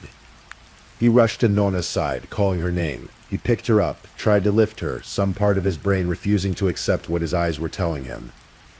He held her, prayed, hoped desperately that the worst wasn't happening. He straddled her body, pulled her arms toward him, sat there with her blood soaking into his clothes. His mother and Ryan heard Kevin's cries. They came inside, saw the horror, immediately called 911. "My girlfriend, she's not breathing," Kevin told the dispatcher. His voice was frantic, breaking. "There's blood everywhere. Please, you have to send someone." Paramedics arrived within minutes. So did the police. But there was nothing anyone could do. Nona Dirksmeyer was dead. Had been dead for hours by the time Kevin found her. The small apartment, which had been Nona's sanctuary, her space of independence, had become a crime scene. In the hours and days that followed, The Russellville Police Department launched a murder investigation. Leading the case was Detective Mark Frost. Working under Police Chief James Bacon, they were dealing with the first murder Russellville had seen in years, and the pressure from the community was immense. By law and by statistics, police knew that in cases of domestic homicide, the intimate partner is often the perpetrator. So naturally, Kevin Jones became their primary focus. He'd found the body. His palm print was on the lamp base that had been used to kill Nona. He was covered in her blood, and then there was the condom wrapper, sitting there on the kitchen counter like a neon sign pointing toward a motive. The theory developed quickly. Kevin had come to visit Nona that morning. He'd let himself in with his key. He'd seen the condom wrapper and realized Nona had been with another man. In a jealous rage, he'd attacked her, beaten her, stabbed her, killed her. Then, knowing he needed an alibi, he'd carefully established his whereabouts throughout the afternoon, creating a paper trail of receipts and timestamps. Finally, he'd orchestrated the discovery of the body, making sure he wasn't alone when it happened, so he'd have witnesses. 6 days after Nona's death, on December 21st, Detective Frost brought Kevin in for a lengthy interrogation. The session lasted hours, with Frost pressing Kevin repeatedly, insisting that he knew Kevin was guilty, that the evidence was overwhelming, that Kevin needed to confess. "You cannot deny this anymore. Okay, here's the deal. An altercation went down between you and Nona." Frost told Kevin, his voice hard with certainty. But Kevin maintained his innocence. Yes, he admitted he'd held Nona's body. Yes, that's probably how his handprint got on the lamp and how her blood got on his clothes. But he hadn't killed her. He loved her. The thought of hurting her was incomprehensible. During the interrogation, police confronted Kevin with information about Nona's other relationships. They told him she'd been seeing other men, that she'd been unfaithful. Kevin seemed genuinely shocked by this revelation. "Did you see the condom wrapper in the kitchen?" an investigator asked. "No," Kevin replied. "So there was one, then she was raped." "We don't know that." "So did you see it or touch it?" "I didn't even know it was there. She and I never used condoms." Police also administered a polygraph test. They told Kevin he'd failed it, though the person who conducted the test wasn't actually a certified polygraph examiner. It was, defense attorneys would later argue, simply a tactic to pressure Kevin into confessing. The investigation continued for months. Police interviewed Nona's friends, her family, the other men she'd been seeing. They built a timeline, analyzed evidence, constructed their case, and on March 31st, 2006, more than 3 months after Nona's death, Kevin Jones was arrested and charged with first-degree murder. The news rocked both Dover and Russellville. Kevin Jones, the quiet boy who played trumpet and loved Nona Dirksmeyer, was accused of beating her to death in a jealous rage. Nona's mother, Carol, believed the police. She turned against Kevin, the young man she'd once welcomed into her family. The community buzzed with rumors, speculation, judgment, but Kevin's family stood by him. Janice and Hiram Jones knew their son. They'd raised him. They'd seen how he was with Nona, how gentle and caring he'd been.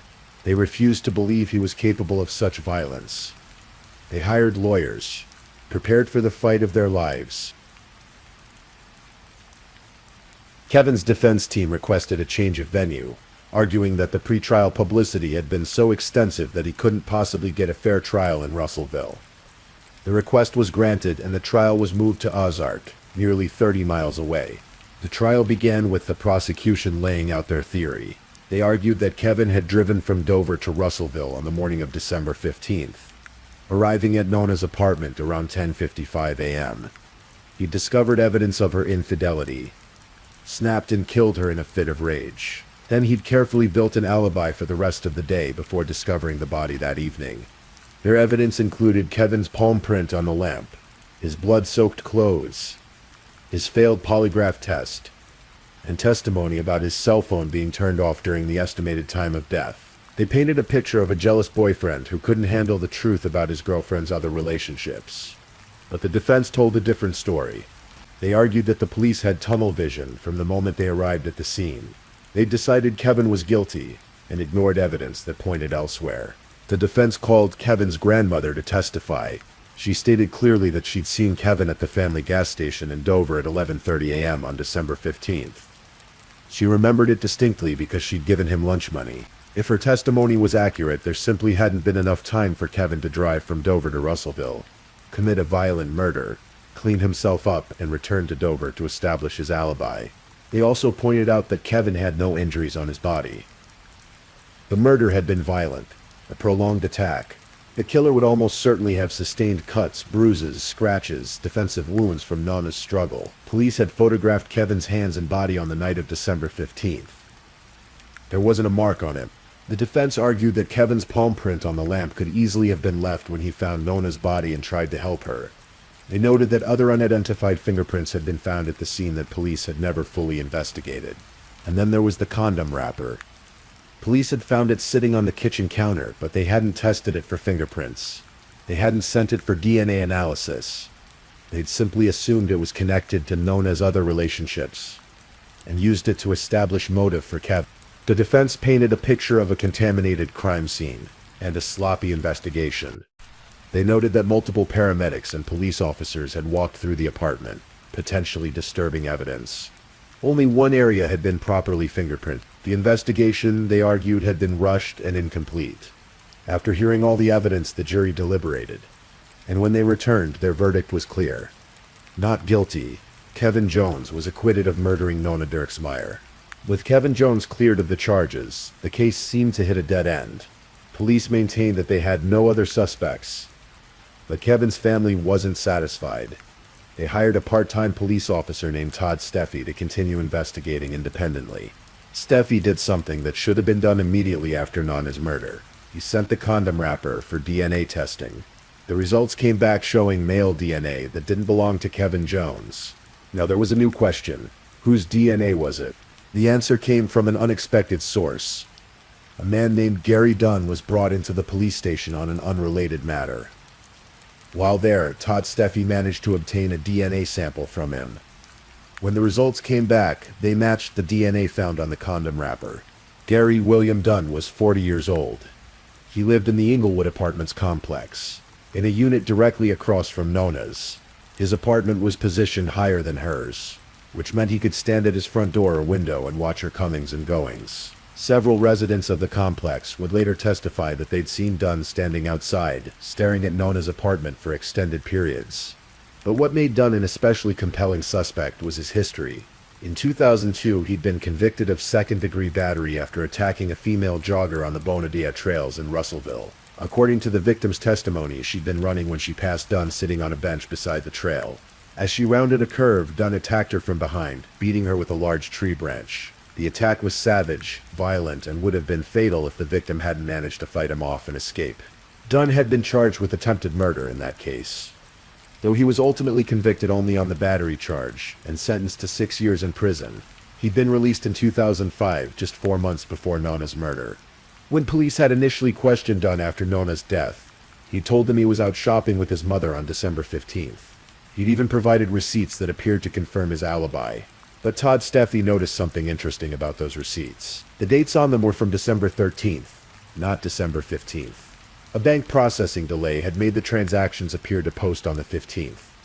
But the actual purchases had been made 2 days earlier. Dunn's alibi was false. Additionally, Detective Frost's field notes from the original investigation suggested that he'd known all along that Dunn's alibi couldn't be verified. But in his official report to the prosecutor, Frost had stated that Dunn had passed a polygraph test and had a solid alibi. The field notes, which weren't disclosed to the defense during Kevin's trial, painted a very different picture. On the basis of this new evidence, Gary Dunn was arrested and charged with the first-degree murder of Nona Dirksmeyer. The prosecution's theory in Dunn's case was straightforward. They argued that Dunn had been fixated on Nona, watching her from his apartment. On December 15th, he'd entered her apartment with the intent to sexually assault her. When she resisted, he'd attacked her, using the lamp to kill her in a fit of rage. They presented the DNA evidence from the condom wrapper as proof that Dunn had been in Nona's apartment. They brought in the victim from the 2002 jogging trail attack to testify about Dunn's history of violence against women. They pointed out that Dunn's alibi had been fabricated, but the defense argued that the DNA evidence was inconclusive. Expert witnesses testified that the sample was only a partial match to Dunn's DNA, not a complete match. They questioned the chain of custody for the evidence. They pointed out that the condom wrapper could have been contaminated given how many people had walked through the crime scene before it was properly secured. And once again the defense pointed the finger back at Kevin Jones. Even though Kevin had been acquitted, Dunn's attorneys argued that didn't mean he hadn't killed Nana. They rehashed all the evidence from Kevin's trial, the palm print, the blood on his clothes, the suspicious timing. The jury deliberated for days. They couldn't reach a unanimous verdict. The trial ended in a hung jury. Prosecutors decided to try again. A second trial was held, with largely the same evidence and arguments. The victim from the 2002 attack testified again, describing in vivid detail how Dunn had ambushed her on the trail. The DNA evidence was presented again. The defense again attacked the reliability of that evidence, and again suggested Kevin Jones was the real killer. Once more, the jury couldn't agree. Another hung jury. Prosecutors had to make a decision. Should they try Dunn a third time? The evidence was circumstantial. Two juries had been unable to convict. The case was expensive, emotionally draining for everyone involved, particularly for Nana's family. They decided not to pursue a third trial. The charges against Gary Dunn were dropped. After spending nearly 2 years in jail awaiting trial, Gary Dunn walked free. In the years following the trials, both Kevin Jones and Gary Dunn tried to rebuild their lives, though with vastly different trajectories. Kevin Jones returned to school, enrolling at the University of Arkansas at Little Rock's William H. Bowen School of Law. The ordeal he'd endured had changed him. He wanted to become a criminal defense attorney to help others who found themselves wrongfully accused. He met a woman named Katie, fell in love, got married. He tried to move forward, though the shadow of Nona's murder and the accusation he'd faced would never entirely leave him. Kevin's family paid a heavy price for his defense. They sold property including the family gas station and Hiram Jones's paid-off house. Kevin's grandmother sold a portion of her farm. The financial cost was estimated at over $500,000, but more than the money there was the emotional toll. The years of uncertainty, the judgment from the community, the grief over losing Nana, compounded by the horror of being accused of killing her. Interestingly, after witnessing the evidence presented in Dunn's trials, Nona's mother Carol changed her mind. She no longer believed Kevin had killed her daughter. She reconciled with Kevin and his family, though the wounds from those years of estrangement would take time to heal. Gary Dunn, meanwhile, couldn't stay out of trouble. He was arrested on weapons charges and sent back to prison. Then in December 2018, 13 years after Nana's murder, Dunn committed new crimes that sent shockwaves through Russellville. On December 4th, 2018, the Russellville Police Department received multiple reports of a man approaching women and attempting to kidnap them. 3 separate women reported incidents within a short period of time. One woman was approached in a parking lot and managed to escape. Less than 17 minutes later, another woman called police from a church parking lot, reporting that a man had tried to force her into a vehicle. She'd broken free and run. Police issued a be-on-the-lookout advisory with descriptions provided by the victims. When Dardanelle police stopped a vehicle matching that description, the driver was Gary Dunn. When police searched the vehicle, they found ropes and knives. One of the intended victims that night was a young woman named Riley Wagner, who would go on to be crowned Miss Arkansas USA in 2022. Wagner later spoke publicly about her encounter with Dunn, crediting her awareness of her surroundings with saving her life. She'd grown up hearing about Nona Dirksmeyer's murder, as her mother had warned her to be extra cautious because she too competed in pageants. Dunn was convicted of attempted kidnapping and sentenced to 15 years in prison, though he would only be required to serve a third of that sentence. As of this recording, he remains incarcerated at the Arkansas Department of Correction Wrightsville Unit. Nearly 20 years after Nona Dirksmeyer's murder, the case remains officially unsolved. No one has been convicted of taking her life. The question that haunts everyone who's followed this case is simple but profound. Who killed Nona Dirksmeyer?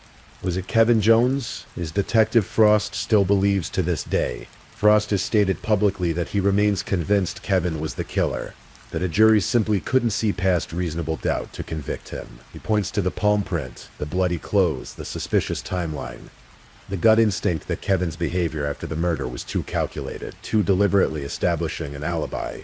Or was it Gary Dunn, a man with a documented history of violence against women, whose DNA was found at the crime scene, who lived across from Nona and had ample opportunity to watch her, to become fixated on her. The fact that he went on to attempt to kidnap other women certainly suggests a pattern of predatory behavior. But there's a third possibility that haunts the edges of this case. What if it was someone else entirely? What if both Kevin and Gary are innocent, and the real killer was never properly investigated because police locked onto their initial suspects too early? The crime scene was contaminated. Multiple people walked through before it was properly secured. Not all the blood was tested. Not all the fingerprints were examined. The condom wrapper wasn't immediately sent for DNA analysis. What other evidence might have been missed or ignored? Nana had been in contact with several other men in the weeks before her death. Police interviewed them and cleared them based on alibis. But were those alibis as thoroughly checked as they should have been? The truth is, we may never know what happened in that apartment on December 15th, 2005. The physical evidence is ambiguous enough that two different juries couldn't agree on Gary Dunn's guilt, despite DNA linking him to the scene. Kevin Jones's alibi was strong enough to create reasonable doubt about his involvement, yet some aspects of the case against him remain troubling. What we do know is that justice for Nona Dirtsmeyer has not been served. Her killer, whoever they are, has never been held accountable. A young woman who survived childhood trauma, who dedicated herself to helping others, who had dreams and plans and a whole life ahead of her, was stolen from this world in a moment of terrible violence. Her family has never had closure. Kevin Jones and his family had their lives turned upside down, spent a fortune on his defense, and will forever carry the stigma of the accusation even after his acquittal. The community of Russellville was fractured by suspicion and doubt.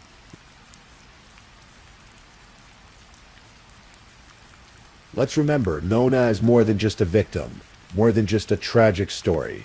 She was a daughter who loved music, who sang opera, who competed in pageants not for vanity but for purpose. She was a survivor who transformed her pain into advocacy. She was a mentor to a little girl who looked up to her. She was a friend, a girlfriend, a student with ambitions for the future. She was 19 years old when she died, still becoming whoever she was meant to be. The case remains open. If anyone has information about Nona Dirksmeyer's murder, the Russellville Police Department continues to accept tips. Perhaps someday, somehow, the truth will finally emerge from the shadows.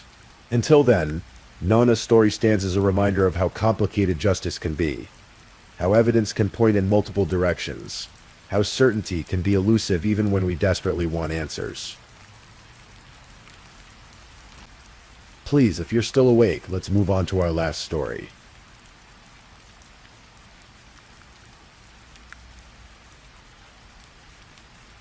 Story 5. The sun rises over Durban, South Africa, casting golden light across the coastal city. In the suburb of Hillcrest, a young woman is preparing for a journey that will take her far from home. Her name is Paige Bell, and at 20 years old, she's chasing a dream that many young people share. The dream of seeing the world while earning a living on the open sea. Paige had graduated from Hillcrest High School in 2022, just 2 years before this story takes place. Those who knew her from school remembered something specific about her. They remembered her laughter. They remembered how she could light up a room just by walking into it. The happiest, most bubbly person, they would later say, struggling to find words that could capture the energy she brought to everything she did. But Paige wasn't content to stay in one place. She wanted adventure. She wanted to travel. And she'd found a way to do both, through a career that seemed almost too perfect to be true. Working as a stewardess on luxury super yachts, where the wealthy came to escape their everyday life, and where young crew members from around the world gathered to live a life that blurred the lines between work and endless summer. To understand what happened to Paige Bell, you need to understand the world she entered. It's a world most people never see. A floating realm of extreme wealth, where boats can cost tens of millions of dollars, and rent for up to $1 million per week. These aren't just boats, they're floating palaces, equipped with multiple suites, gourmet kitchens, and every luxury extra. The super yacht far from it, where Paige would eventually work, was one of these vessels. Built in 2008 by Richmond Yachts in British Columbia, it stretched 1,442 feet long and could host 10 guests in 5 cabins. When it wasn't being used by its owners, it was available for charter to those who could afford between $36,000 and $165,000 per week to cruise the world's most exclusive destinations. But what makes these yachts function isn't just the luxury, it's the crew. On a vessel like Far From It, 9 permanent crew members work in a highly hierarchical system. At the top is the captain, who has absolute authority. Below him are officers, engineers, deckhands, and stewardesses. Each person has a specific role, specific duties, and a specific place in the pecking order. For the crew, it's a unique lifestyle. You live where you work. Your co-workers are also your roommates. The lines between professional and personal life don't just blur. They disappear entirely. You eat together, sleep in adjacent cabins, spend your off hours together. When you're at sea, there's nowhere else to go. You're living in a floating world with the same people, day after day, sometimes for months at a time. For young people like Paige, it promised adventure, exotic locations, sun-soaked days in the Caribbean, the Mediterranean, the Bahamas, the chance to work alongside people from around the world. Good money for someone just starting out in life. The experience of serving the ultra-wealthy, seeing how the other half lived. But there was another side to this world, one that wasn't advertised in the glossy recruitment materials. A side that organizations like the International Seafarers Welfare and Assistance Network had been documenting with growing alarm. In 2023, just a year before Paige Bell's death, Heswan released troubling statistics. Reports of abuse, bullying, harassment, and discrimination on superyachts had increased by 25% in just 3 months. This wasn't a small spike. This was a crisis that industry insiders had been whispering about for years, finally showing up in the numbers. The problems were systemic. Unlike commercial shipping, the superyacht industry operated with minimal oversight. There were no mandatory criminal background checks for crew members. The Maritime Labor Convention, which governed working conditions at sea, had provisions against harassment and bullying. But enforcement was another matter entirely, and perhaps most troubling of all, when complaints were made, they often disappeared into a void of management companies more concerned with keeping wealthy clients happy than protecting young crew members. The industry was hierarchical, male-dominated at the top levels, and isolated. Crew members who spoke up about harassment risked being labeled as troublemakers. They risked losing their jobs, because many crew members found positions through informal networks and social media rather than through professional agencies. There was no systematic vetting, no reliable way to ensure that someone with a history of misconduct wouldn't simply move from one yacht to another. Studies had shown that sexual harassment thrived in environments with 3 characteristics: male dominance, strict hierarchy, and tolerance of bad behavior. The superyacht industry checked all 3 boxes. But Paige Bell, arriving in this world with dreams in her eyes, likely didn't know about any of this when she started her career. Paige's first position was on a yacht called Sweet Emotion, a 35-meter charter vessel built in 2006. It was here that she began to learn the rhythms of yacht life, the demanding work of a stewardess, setting tables, serving meals, cleaning cabins, making everything perfect for guests who expected perfection as their baseline. And it was here that she found something unexpected: family. Her fellow crew members on Sweet Emotion would later describe her in terms that went beyond simple workplace camaraderie. Paige was more than a teammate. She was family, they would write. Her radiant spirit, infectious laughter, and boundless compassion made an unforgettable impact on everyone lucky enough to know her. Whether it was long days at sea or quiet moments under the stars, she brought light and warmth wherever she went. This wasn't just corporate speak or the kind of thing people say about someone after tragedy strikes. Those who knew Paige genuinely felt this way about her. She had a quality that made people feel better just by being around her. In the sometimes tense, always demanding environment of yacht service, that kind of presence was rare and valuable. Paige worked on Sweet Emotion until December 2024. Then, seeking new opportunities, or perhaps just the change of scenery that comes naturally in the yachting world, she moved to a new position. She joined the crew of Far From It. The yacht was stationed in the Bahamas that July, specifically near Harbor Island, a small but exclusive destination about 60 miles east of Nassau. Harbor Island was sometimes called the billionaire's playground, known for its pink sand beaches and its ability to attract celebrities and superyachts. It was exactly the kind of place where luxury vessels gathered, where the wealthy came to escape. Paige was settling into her new role aboard Far From It as a guest relations officer, Her 21st birthday was coming up on July 14th. She had plans. She was going to fly back to Durban to celebrate with her family and friends. Her mother, Michelle, and her father, John, were looking forward to having their daughter home. Her sister, Chelsea, was excited to celebrate with her. Paige's mother asked her what she wanted for her birthday. Paige told her, red velvet cake. That was her favorite. But July 3rd came first. And on July 3rd, everything changed. It was a Thursday. The Far From It was docked at a marina off Harbor Island. The crew went about their morning routines. The endless cycle of cleaning, preparing, maintaining that kept a super yacht running. The guests, if there were any aboard, expected everything to be perfect. The crew made sure it was. And then, just before 1 p.m., someone noticed that Paige was missing. So in the confined space of a yacht, this was unusual. There aren't many places to go. But a search began. Crew members checked the cabins, the common areas, the deck. They called her name. No response. Someone thought to check the engine room. The engine room of a yacht is located below decks, typically toward the stern. It's hot, loud when the engines are running, and claustrophobic. It's not a place where stewardesses normally have reason to go. That's the engineer's domain. A space of machinery and maintenance, metal and oil. But when the crew members descended into the engine room of Far From It that afternoon, they found Paige Bell. She was lying on the floor, partially undressed, unresponsive. There were visible injuries on her body, slash wounds on her neck, defensive wounds on her arms, suggesting she had tried to fight off her attacker. The scene suggested what investigators would later confirm.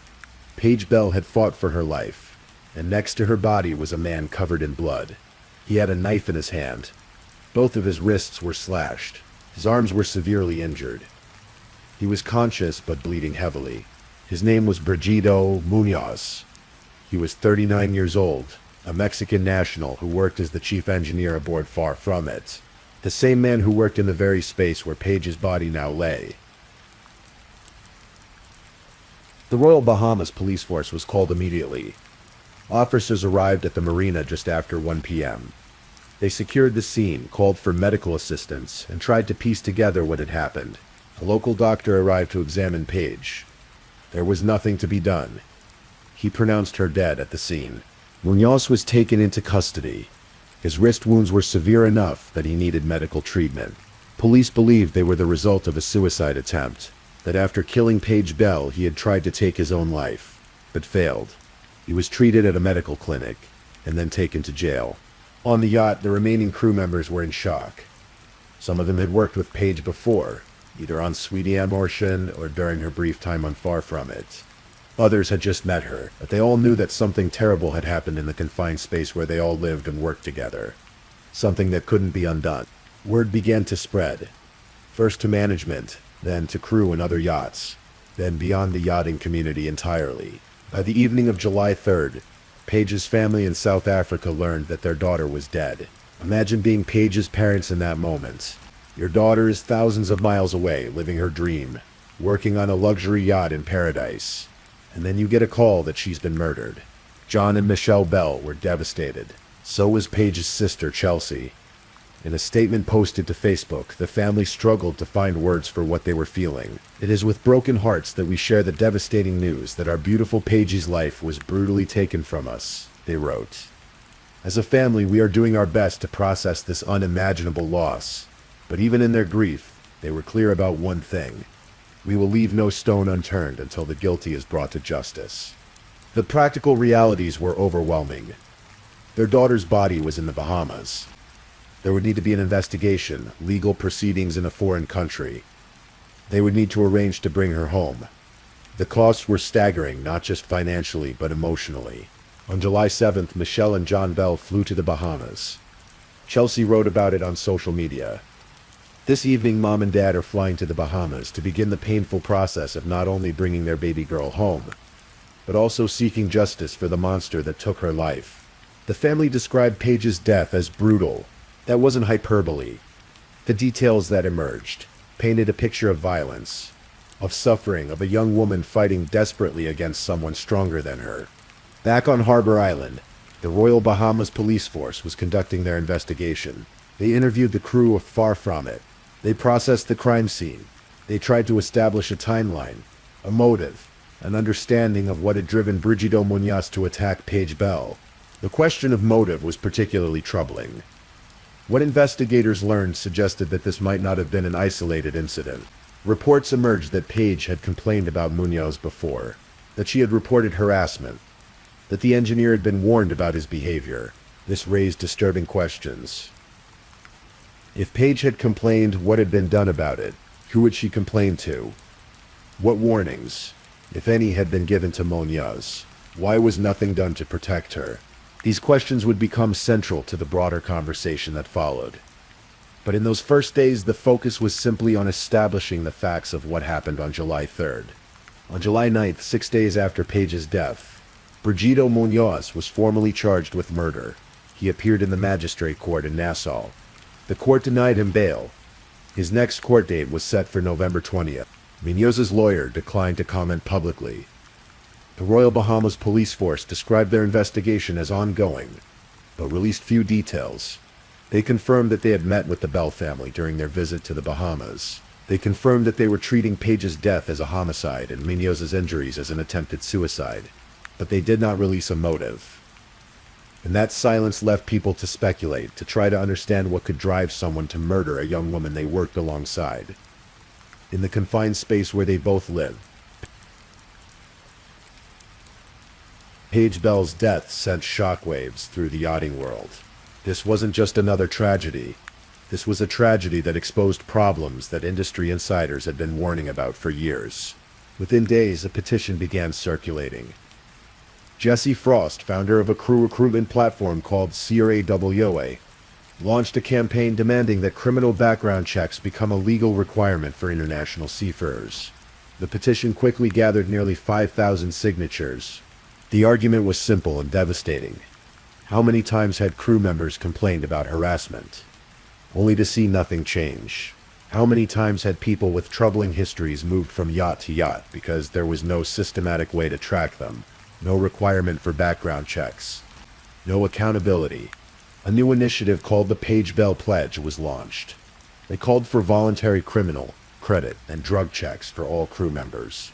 The hope was that if yacht owners and management companies couldn't be forced to implement these safeguards through regulation, perhaps they could be persuaded to do so voluntarily, in memory of a young woman whose death had been preventable. Industry publications like Super Yacht News and the Triton ran articles examining the culture that had allowed this to happen. They interviewed experts who pointed out that the Maritime Labor Convention, which was supposed to protect seafarers, had no provisions requiring background checks. They highlighted studies showing the prevalence of harassment and abuse on superyachts, the 25% increase in reports that had been documented just months before Paige's death. Taryn Rayson, a director at a crew training organization and former chief stewardess, spoke bluntly about the problem. It's shocking that there's no mandatory requirement for criminal background checks. Owners assume it's happening, but often it isn't. The conversation expanded beyond just background checks.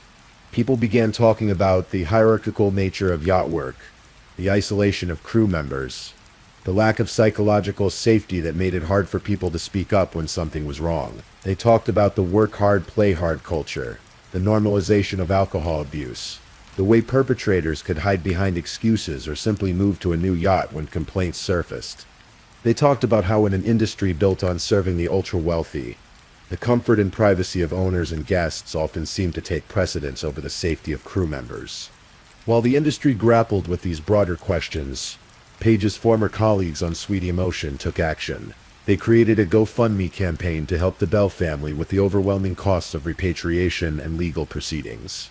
The response was immediate and generous. Donations poured in from all over the world, from crew members who had worked with Paige, from people in the yachting industry who had never met her but felt the weight of her loss, from strangers who were simply moved by the tragedy of a young life cut short. The GoFundMe raised more than $52,000.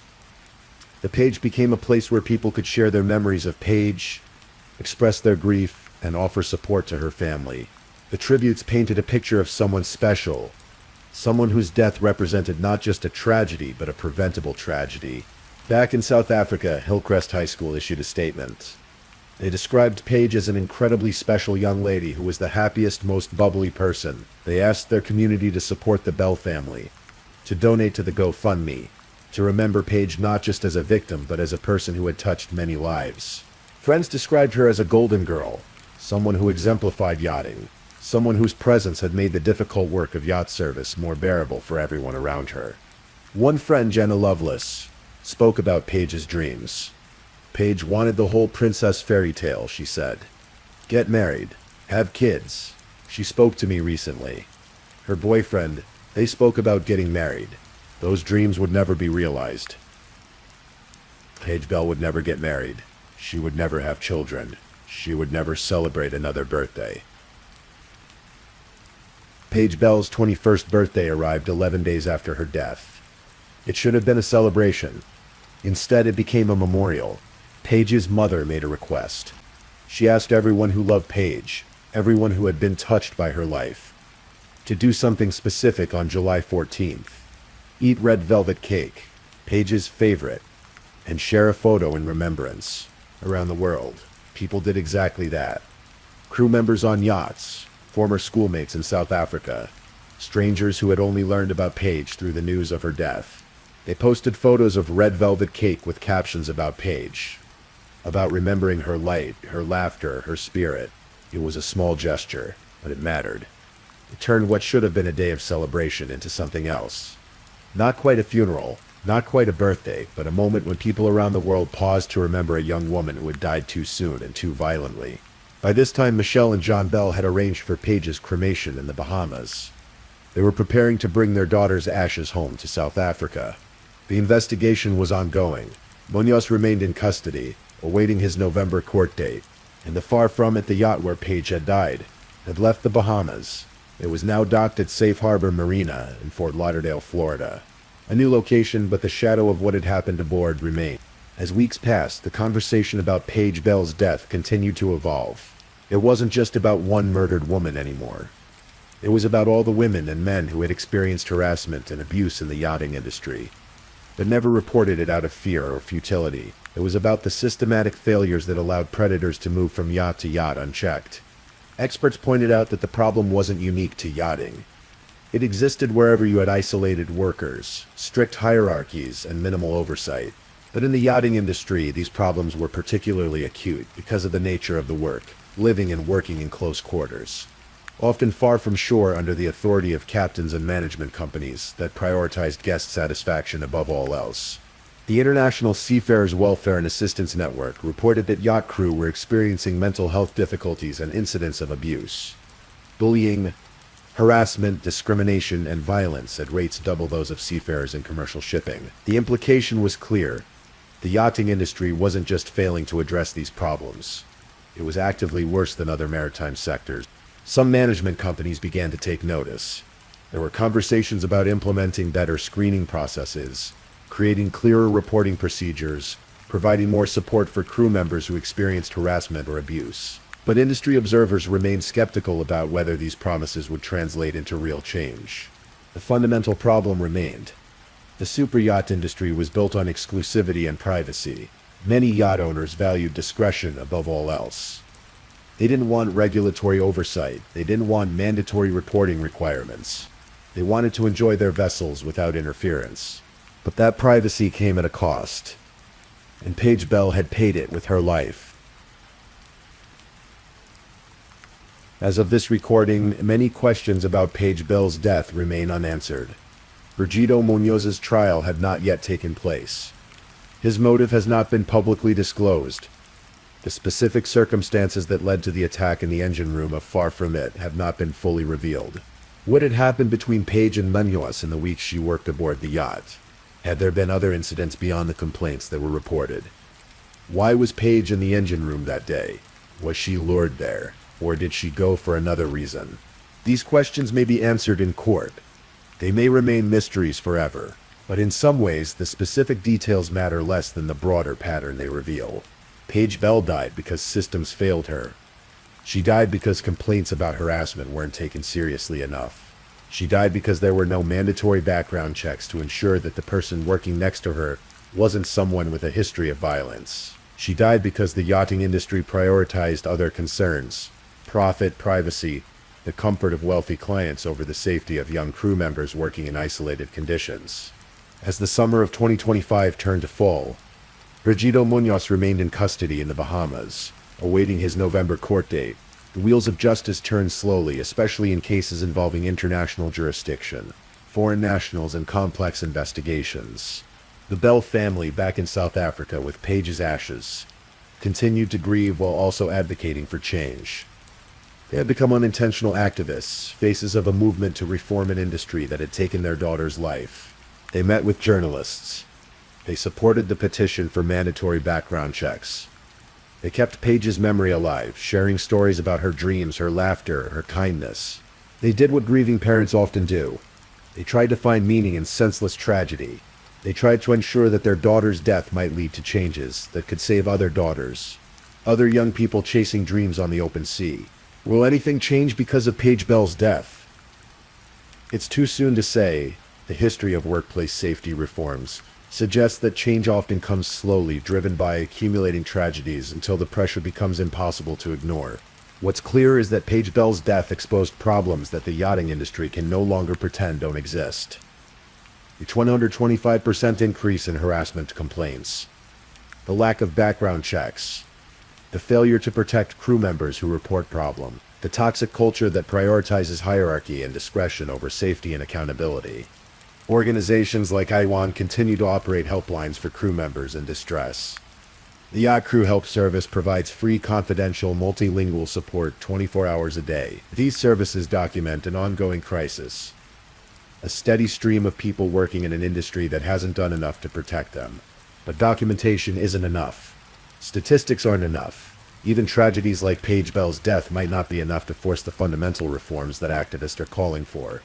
The question is whether the industry will change voluntarily or whether it will take regulation, lawsuits, and continued public pressure to force that change. Whether yacht owners and management companies will implement the Paige Bell Pledge or whether it will fade away as media attention moves on to other stories. In all the discussions about industry reform and systematic failures, it's important to remember something fundamental. Paige Bell was a person, not a statistic. Not a case study, not a symbol of everything wrong with the yachting industry. She was a young woman from Durban who loved red velvet cake, who graduated from high school just 3 years before her death, who had dreams of marriage and family, who made her coworkers feel like family, who brought light and warmth wherever she went. She was someone's daughter, someone's sister, someone's friend. She was 20 years old, 11 days away from her 21st birthday, planning to fly home to celebrate with the people who loved her. She died violently, fighting for her life in the engine room of a luxury yacht while it was docked in paradise. She died because systems that should have protected her failed. She died because someone who should never have been in a position to harm her was given that opportunity. Her death should not have happened. Her birthday should have been a celebration, not a memorial. Her family should be looking at photos of her wedding someday. Her children, her life unfolding, instead of eating red velvet cake and trying to remember her smile. Today, the Far From It continues to operate. After leaving Fort Lauderdale, it has moved on to new destinations, new charters, new guests enjoying luxury on the water. The cabin where Paige Bell slept has been occupied by someone else. The engine room where she died has been cleaned. The yacht's website still advertises 5 suites for up to 10 guests, available for charter at premium rates. Life goes on. That's what people say. The yachting industry continues. Wealthy people still charter super yachts. Young crew members still take positions on these vessels, chasing the same dreams that Paige Bell chased. But there's a shadow now, awareness that didn't exist before, or that existed but wasn't discussed as openly. When crew members talk to each other, Paige Bell's name comes up. When people discuss the need for reform in the industry, her death is cited as evidence. When families in South Africa or anywhere else consider whether to let their daughters pursue careers in yachting, they might think twice. That shadow is small comfort to the Bell family. It doesn't bring Paige back. It doesn't ease the pain of her absence, but it represents something. The possibility that her death might lead to changes that save other lives. that the industry might finally confront the problems it has ignored for too long. What strikes people who follow this case closely is how much remains unknown. The specific details of what happened that day, the full extent of Page's complaints about Munoz. What, if anything, yacht management did in response to those complaints. Why Page was in the engine room. What Munoz's defense will be when his case goes to trial. This silence is typical of cases involving super yachts. Privacy is paramount. Non-disclosure agreements are common. Settlements happen behind closed doors. Even criminal cases often result in minimal public information, especially when they involve foreign nationals in international waters. But this silence also serves to protect an industry that doesn't want scrutiny. Every detail that remains hidden makes it easier for the yachting world to move on, to go back to business as usual, to avoid the uncomfortable conversations about culture and accountability. The Bell family has fought against this silence. They've spoken publicly about their daughter's death. They've supported investigations and reforms. They've kept her name in the conversation. But they're one family, grieving and far from the centers of yachting power. Their ability to force change is limited.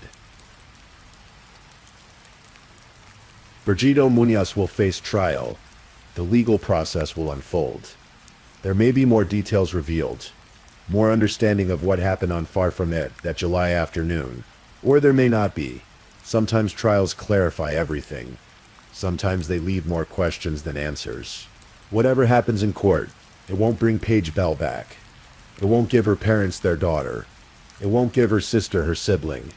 It won't give her friends and colleagues the bright presence they lost. But it might provide some measure of justice. Some acknowledgement that what happened was wrong. That someone is being held accountable. That Paige Bell's life and death mattered.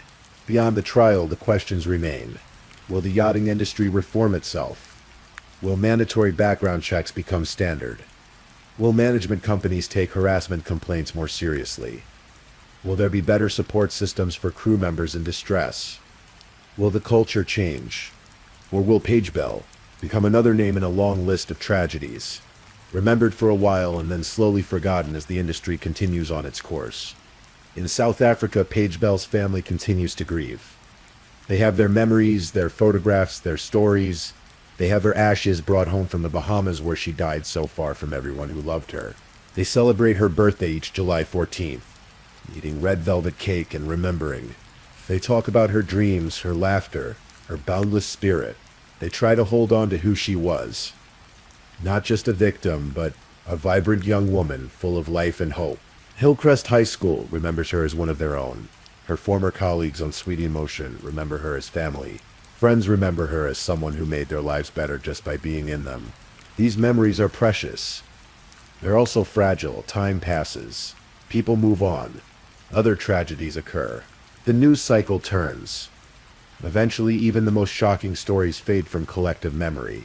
But for now, Paige Bell is remembered. Her death sparked a conversation that continues. Her name is attached to a pledge that calls for reform. Her story is told as a warning about the dangers that exist in an industry built on luxury and exclusivity. If reforms happen, if the yachting industry becomes safer for the young people who work on these vessels, it will be partly because of Paige Bell. Not because she chose to be a martyr or a symbol, but because her death was so unnecessary, so preventable, that even an industry resistant to change could entirely ignore it. There's a photograph of Paige Bell that her family shared after her death. In it, she's smiling. That bright, infectious smile that everyone who knew her mentioned. She looks happy. She looks like someone with her whole life ahead of her. She looks exactly like what she was, a young woman full of dreams. When you look at that photograph, it's hard to reconcile the person in the image with what happened to her. Hard to imagine that smile silenced, that energy extinguished, that life cut short in violence. But that's often the case with tragedies like this. The victims were real people with real lives, real dreams, real futures. They weren't just names in news articles or cautionary tales. They were someone's daughter, sister, friend, colleague. Paige Bell was all of those things. She was a young woman from Durban who loved red velvet cake and wanted to see the world. She was a stewardess who brought light and warmth to her work. She was a person who deserved to live, to celebrate her 21st birthday, to pursue her dreams of marriage and family, to grow old. Instead, she died at 20 in the engine room of a luxury yacht, fighting desperately against someone stronger than her, far from home and everyone who loved her. Her death was a tragedy, but it was also a crime, a failure, a preventable loss. And the question that remains is simple. Will we learn from it? Will the systems change? Will other young people be protected from the dangers that Paige Bell faced? Only time will tell. Rest in peace, Paige Bell. Thank you for listening to tonight's true crime story. Rest peacefully knowing that another story awaits you next time, ready to accompany you on another journey toward restorative sleep.